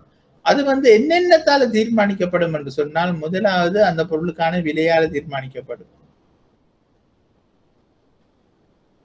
இரண்டாவது அந்த பொருளுக்கான வருமானத்துல தீர்மானிக்கப்படும். அடுத்தது இது காஸ்டா இருக்கும், காஸ்ட். இது டாக்ஸ் வரி, இது எக்ஸ்சேஞ்ச சொல்லிக் கொள்ளலாம். மற்றது இது இறக்குமதி ஏற்றுமதி, இது ஏற்றுமதி இது இறக்குமதி, இது அரசாங்கத்தின் கட்டுப்பாடுகள் இல்லாட்ட அரசாங்கத்தின் செலவினங்கள், மற்றது இது அதர் ஃபேக்டர்ஸ் என்று சொல்லிக் கொள்ளலாம். அப்படி பல்வேறு காரணிகளால இந்த நிரம்பல் தொழிற்பாடு தீர்மானிக்கப்படுகின்றது என்றதுதான் இதுல சொல்லப்படுகின்றது. அப்ப நிரம்பல் வளைகோட்டை பற்றி நாங்கள் கொஞ்சம் பார்ப்போம். ஒரு பண்டத்தின் நிரம்பல் தாக்கத்தை ஏற்படுத்துகின்றதான அதன் விலையை தவிர ஏனைய அனைத்து காரணிகளும் நிலையாக உள்ளது என்ற கருதுகோளின் அடிப்படையில் அப்பண்டத்தின் விலைக்கும் நிரம்பலுக்கும் இடையே உள்ள நேரடியான தொடர்பு நிரம்பல் வளைகோட்டின் மூலம் எடுத்து காட்டப்படுகின்றது. இதற்கிணங்க நிரம்பல் வளைகோடு இடது பக்கத்தில் இருந்து வலது பக்கத்திற்கு மேல் நோக்கிய சரிவை கொண்டிருக்கும். அப்ப இது வரைபடம் ஒன்று இதுல இருக்கின்றது. இந்த வரைபடத்துல உங்களுக்கு இதை பார்த்து கொள்ளக்கூடியதாக இருக்கும். ஒரு பண்டத்தின் விலைக்கும் நிரம்பலுக்கும் இடையில் உள்ள நேர்கணிய தொடர்பு, அதாவது விலையை அதிகரிக்கின்ற போது நிரம்பல் தொகையை அதிகரிக்க செய்தலும் விலை குறைவடைகின்ற போது நிரம்பல் தொகையை குறைத்தலும் நிரம்பல் விதி என்று நாங்கள் சொல்லுகின்றோம். விலைக்கும் லாபத்துக்கும் இடையே நேர்கணிய தொடர்பு உள்ளதே இதற்கான காரணமாகும். உற்பத்தி செலவு நிலையாக உள்ள போது உயர் விலையில் லாப வீதம் அதிகமாக இருக்கும். உயர்ந்தளவு லாபமானது உற்பத்தியாளர்களை ஊக்குவிக்கும். போட்டி அடிப்படையிலான சந்தையில் லாபத்தை உச்சப்படுத்தும் நோக்குடன் செயலாற்றுகின்ற உற்பத்தியாளர்களின் நிரம்பலுக்கும் பண்டத்தின் விலைக்கும் இடையே நேர்கணிய தொடர்பு காணப்படும். காரணம், பொருளியலில் குறைந்து செல்லும் விளைவு விதியை அடிப்படையாக கொண்ட லாபத்தை உச்சப்படுத்துகின்ற பகுப்பாய்வினூடாக எடுத்துக்காட்டப்படுகின்றது. அப்ப இதை நாங்கள் அடுத்தடுத்த இதுல நாங்கள் பார்ப்போம். அப்ப இதுதான் நிரம்பல் கோடு.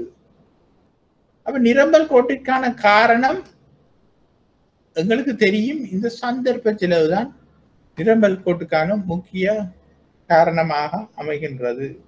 அப்ப சில பொருட்கள் நாங்கள் விட்டு கொடுக்க வேண்டிய சந்தர்ப்ப செலவு, சில பொருட்களை நாங்கள் உற்பத்தி செய்ய போகும் பொழுது அதனை விட்டு கொடுக்க வேண்டிய சந்தர்ப்ப செலவுகள் சில நேரங்கள்ல அதிகரிக்கும். அதைத்தான் இந்த படத்துல காட்டுகின்றது. இதுல நாங்கள் சீனியையும் அரிசியையும் வைத்து அவதானிச்சு கொண்டு இருக்கின்றோம். அப்படி ஒரு பொருளுக்கான உற்பத்தி செய்யும் பொழுது விட்டு கொடுக்கும் மற்ற பொருளுக்கான சந்தர்ப்ப செலவு இந்த பொருளுக்கான விலையை நிரம்பலை தீர்மானிப்பதாக அமைந்து காணப்படும்.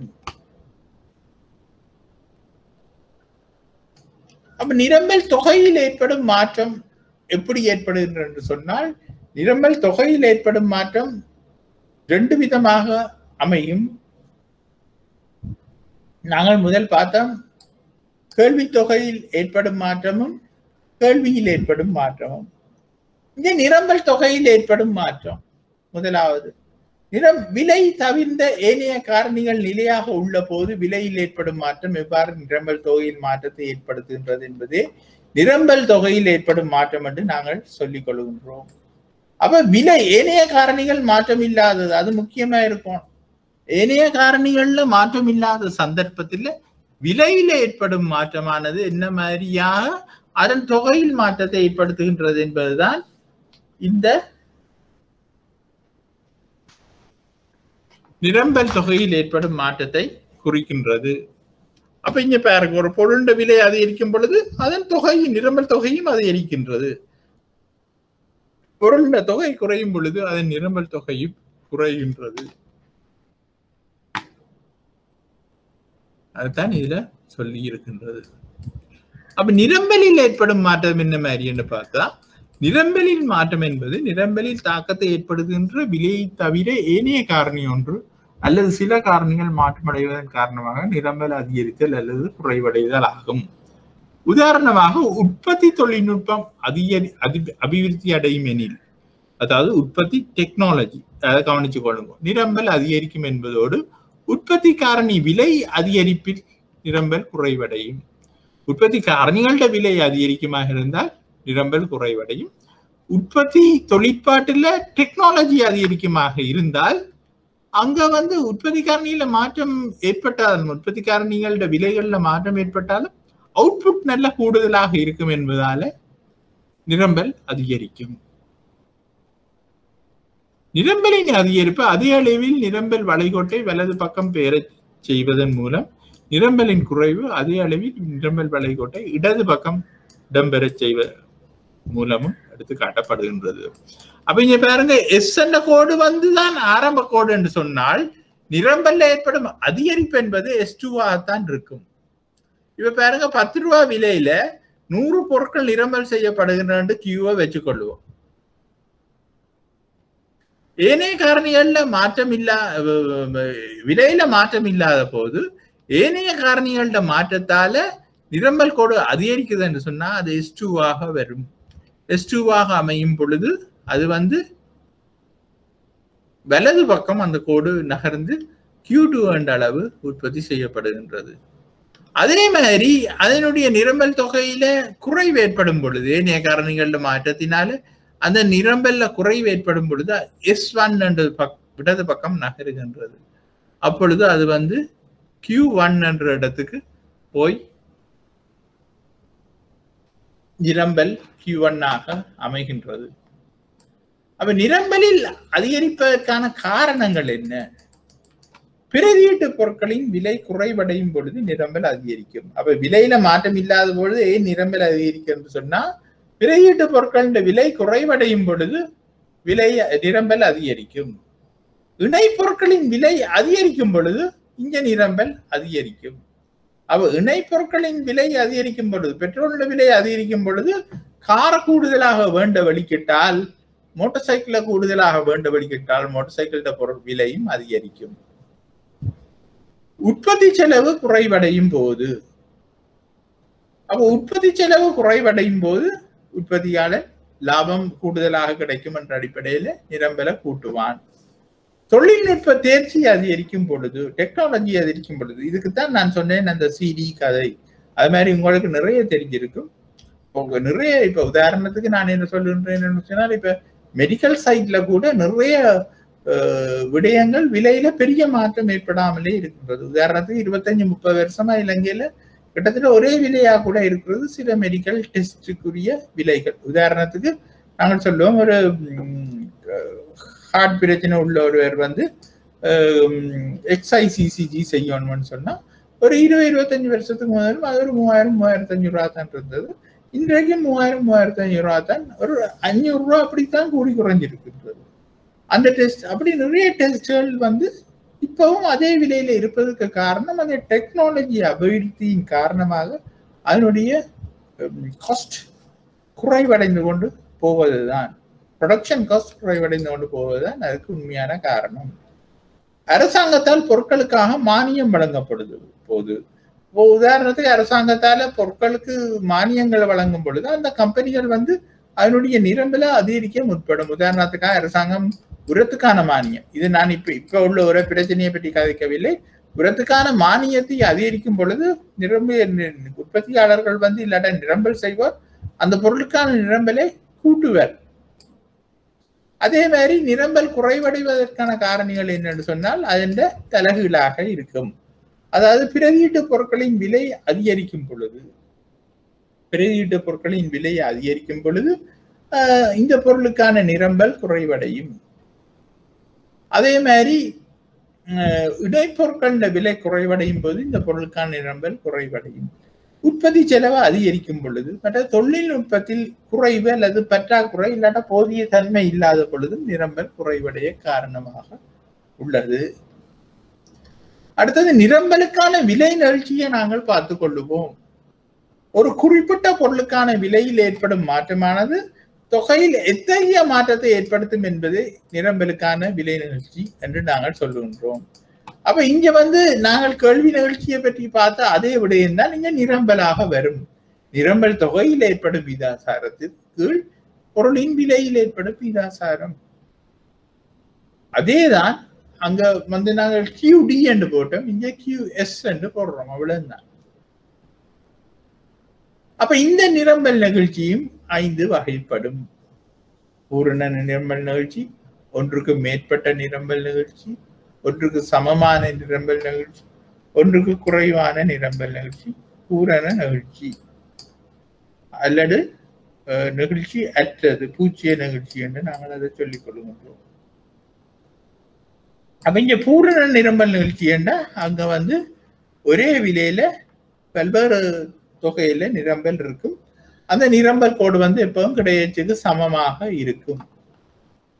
இது ஒரு முடிவிலி நிகழ்ச்சி என்று நாங்கள் சொல்லிக் கொள்கின்றோம். அப்ப ஒன்றுக்கு மேற்பட்ட நிரம்பல் நிகழ்ச்சி என்று சொன்னால் அது கிடையச்சுக்கு கொஞ்சம் சாய்வான ஒரு நிரம்பல் கோடாக இருக்கும். அங்கே விலை மாற்றத்திலும் பார்க்க தொகை மாற்றம் என்பது நன்றாக கூடுதலாக இருக்கும். உதாரணமாக 50 ரூபாய் விலையில 10 பொருட்கள் இங்கே விற்பனை செய்யப்பட்டது. 10 ரூபாய் விலை கூடும் பொழுது அது 40 பொருள் நிரம்பல் செய்யப்படுகின்றது.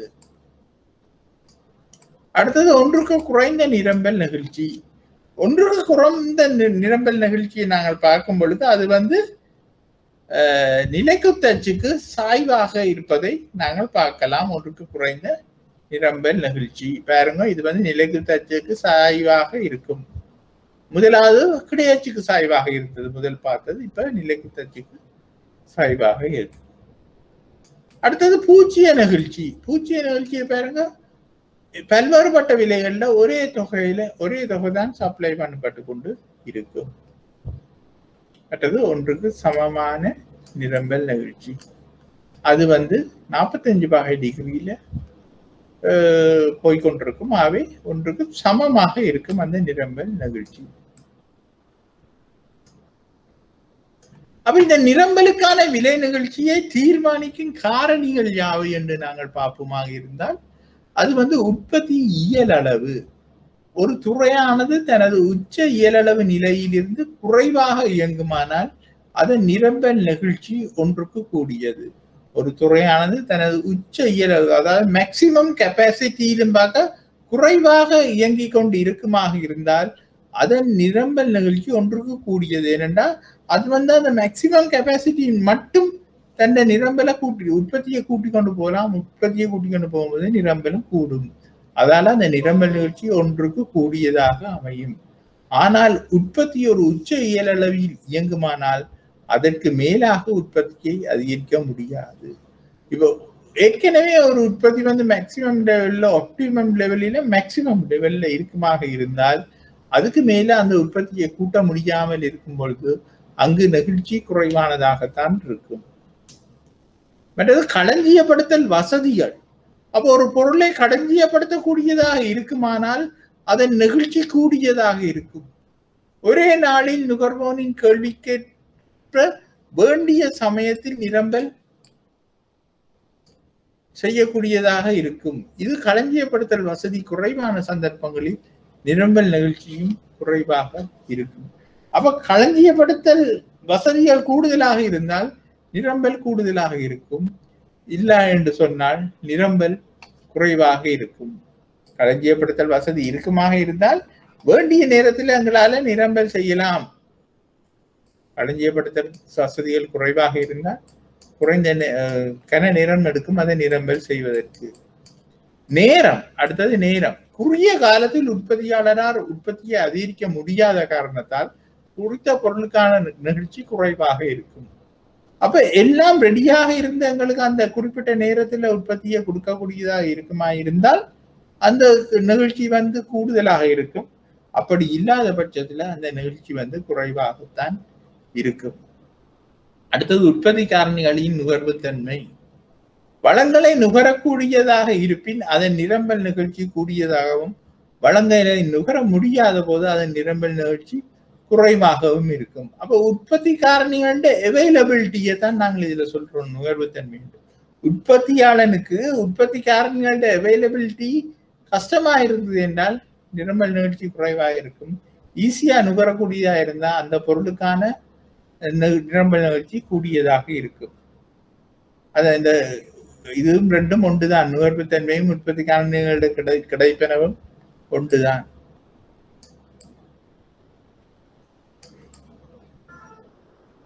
அப்ப நிரம்பல் என்பது அவ்வளவுதான்.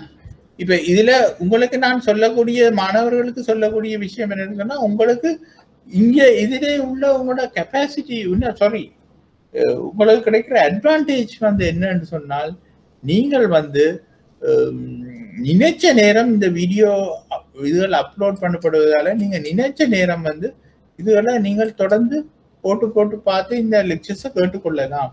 அப்ப இப்படியான வசதிகள் இதுக்கு முதல் ஒருத்தருக்கும் கிடைச்சது இல்லை. அதால இப்ப நான் உங்களுக்கு திரும்ப சொல்றேன் என்னன்னா, நான் கொஞ்சம் இந்த சிலபஸ் முடிக்கணுன்றதுக்காக கொஞ்சம் ஸ்பீடா போறேன். அப்ப அப்படி ஸ்பீடா போகும்பொழுது நீங்கள் இப்ப சில விடயங்கள் ஸ்பீடா போனாலும் திரும்ப போட்டு பார்த்து நீங்கள் அந்த இடத்தை கிளியர் பண்ணி கொள்ளலாம். அந்த நோட்ஸையும் திருப்பி படிச்சு கொள்ளலாம். மற்றது இதுல நீங்கள் நிறைய பேர் வந்து இந்த விஷயத்த படிச்சு கொண்டுதான் வந்திருக்கின்றீர்கள். ஆனாலும் நான் படிப்பிக்க வேண்டி இருக்கின்றது. மற்றது வந்து இதை வந்து ஒரு பேசிக் திங் எல்லா இடத்திலையும் நாங்கள் அப்ளை பண்ண வேண்டி இருக்கின்றது. கடைசி நேரத்தில் நாங்கள் கேள்வி நிரம்பல் என்பது ஒரு வசனத்துல சொல்லி போட்டு போற விடயமாக இருக்கும். நாங்கள் அதை டீப்பாக இப்பவே நாங்கள் படிச்சு வச்சுக்கொள்ள வேண்டும் என்பதுதான். அப்புறம் அந்த இடத்துல நாங்கள் அதுல டிஸ்கஸ் பண்ணி கொண்டு இருக்க இயலாது. அப்ப நாங்கள் வந்து இந்த டியூட்டும் முடிவடைந்தது 5வது. 6வது வந்து சந்தை சமநிலை. இந்த சந்தை சமநிலையில வந்து நிறைய விடயங்கள் உள்ளன. அதுக்குத்தான் நான் இப்ப உங்களுக்கு சொன்னேன்னா, நான் வந்து சில வேளை கடகடாண்டு போயிடலாம்.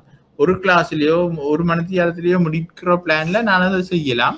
அதை வந்து நீங்கள் வந்து கொஞ்சம் வச்சு நீங்கள் விளங்கி கொள்ளுங்கள்.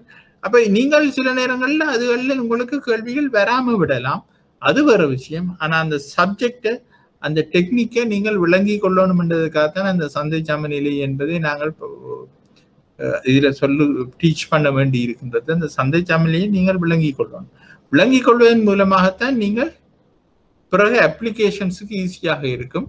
அதால நான் அந்த எக்ஸ்ட்ரா கிளாஸ் சந்தை சமநிலையை முடித்துவிட்டு நாங்கள் அடுத்த சாப்டருக்கு போகலாம். அப்படி இல்லாவிட்டால் அடுத்த சாட்டர்டேயாவது அந்த சாப்டரை நாங்கள் படிக்கக்கூடியதாக இருக்கும். எப்படியோ நாங்கள் ஸ்பீடப் பண்ணி 2-3 பாஸ் பேப்பர்ஸ்களை முடிக்க வேண்டி இருக்கும். இப்ப இன்னும் ஒரு 5-6 நிமிஷம் இருக்கிறபடியே நான் அந்த புது இதை நாங்கள் துவங்கவில்லை. நீங்கள் இப்ப நாங்கள் கதைத்த விடயங்கள்ல ஏதாவது டவுட்கள் இருந்தால் நீங்கள் கேட்டுக்கொள்ளலாம். சார் பாஸ் பேப்பர்ஸ் எங்க எடுக்கலாம் சார்? பாஸ் பேப்பர்ஸ் வந்து நீங்கள் இங்க எழுதித்தான் எடுக்க வேண்டும் என்று நான் நினைக்கின்றேன். நீங்கள் வேற இருக்க அந்த அட்மினிஸ்ட்ரேஷன் இருக்க நீங்கள் கான்டாக்ட் பண்ணி பார்த்தீங்கள் என்றால் அவர்கள் அதை டீல் பண்றதில்லை. ஆனா நீங்கள் வேறையா காசு கட்டி உங்களோட அட்ரஸை கொடுத்தா அவர்கள் அதை போஸ்ட் பண்ணுவார்கள் என்று நினைக்கின்றேன். நான் கேட்டேன் சார். ஆனா இப்ப இஷ்யூ பண்ண மாட்டாங்களா? சர்ட்டு தான் கேட்கணும் அப்படின்னு சொன்னாங்க. நீங்க மெயில் அவங்களோட மெயில் அட்ரஸ் தந்தீங்கன்னா நான் உங்களுக்கு மெயில் போட்டா நீங்க மெயில் பண்ணலாம் சார். எங்களுக்கு நான் மெயில் போட்டா நான் என்னட்ட அது ஸ்கேன் காப்பி என்னட்ட இருக்குன்றதோ தெரியவில்லை. ஆனா நான் வந்து என்ன செய்வேன்னு சொன்ன பாருங்க, நான் வந்து என்ன செய்யறேன்னு சொன்னா அந்த டைம்ல இவங்களை சொல்லுவேன் இந்த கொஸ்டின் பேப்பரை அப்லோட் பண்ண சொல்லி. இப்ப நான் எக்ஸாம் பேப்பர் செய்ய போகும்பொழுது நான் வந்து சொல்லுவேன் இவர்களுக்கு அந்த எக்ஸாம் பேப்பரை அப்லோட் பண்ணக்கோ செய்ய போறேன்னா அவர்கள் அப்லோட் பண்ணுவார்கள். ஆனால் என்னட்ட ஹார்ட் காப்பி இருக்குது. நான் உங்கள்கிட்ட அதை சொல்லலாம் ஹார்ட் காப்பி இருப்பது. ஆனால் அந்த ஹார்ட் காப்பி உங்களுக்கு என்னென்று தாரன்றதுல ஏன்னா அவ்வளோத்தையும் ஸ்கேன் பண்ணி தருவதற்கு எனக்கு அந்த நேரம் தான் பிரச்சனை. சில நேரங்கள்ல அது நான் ஒருக்கா செக் பண்ணுகின்றேன்.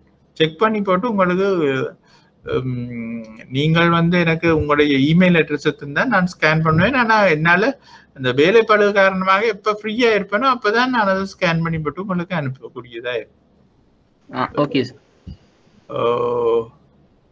அது மட்டும்தான் என்னால் சொல்லக்கூடியதாக இருக்கும். நீங்கள் உங்களுடைய இமெயில் அட்ரஸை நீங்கள் எதற்கும் இதில் போட்டு விட்டீங்களேன்னா நான் எழுதி வைத்துக் கொள்கின்றேன். நான் எப்பொழுது உங்களுக்கு அனுப்புவேன் என்று என்னால் சொல்ல முடியாது, நான் செய்து விடுவேன். அப்படி இல்லாத பட்சத்தில் எப்படியும் நாங்கள் இதை செய்யும் பொழுது நீங்கள் பாஸ்வேர்ட் அதுக்கு முதலே ஒருக்கா வாட்சி வச்சிருந்தீங்கன்னா இன்னும் நன்றாக இருக்கும். நாங்கள் அதற்குரிய முயற்சியை செய்யலாம்.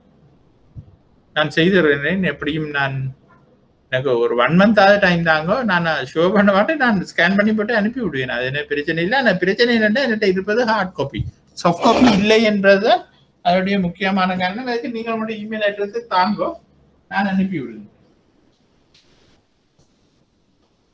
வேற ஏதாவது கேள்விகள்? ஆனா முந்தி இந்த காசு கட்டி இவர்கள் வித்தது எனக்கு தெரியும். அப்ப இப்ப என்ன எனக்கு தெரியவில்லை. அதுக்கு வேற யாவது செக்ஷன் ஒன்று இருக்குன்றது பேங்கர்ஸ் இன்ஸ்டிடியூட்ல, அவர்கள் தான் அதை செய்வாங்க. இப்பத்தே இது எனக்கு தெரியாது. ஆனால் நானும் அட்வைஸ் பண்ணுவேன் உங்களுக்கு, முதலே அந்த இது இருக்குமாக இருந்தால் பாஸ் பேப்பர், நாங்கள் பாஸ் பேப்பர் செய்யும் பொழுது நீங்கள் அதற்கு இதை பார்த்துட்டு இருக்கிறது நன்று. அதுதான் நான் சொல்லுவேன். வேறு ஏதாவது கேள்விகள்? சுதன், நீங்கள் ஒரு பேங்கில் வேலை செய்வதா சொன்னீர்கள், அப்படியா?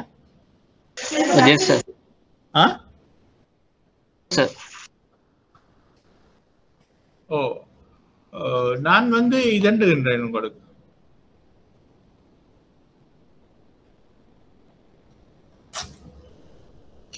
வேறு ஏதாவது? வேறு ஒரு பிரச்சனையும் இல்லாத பட்சத்தில் நீங்கள் அடுத்த கிழமை இதில் போட்டு விடுங்க, நான் காப்பி பண்ணுறேன். இப்போ நேரம் போய்விட்டது.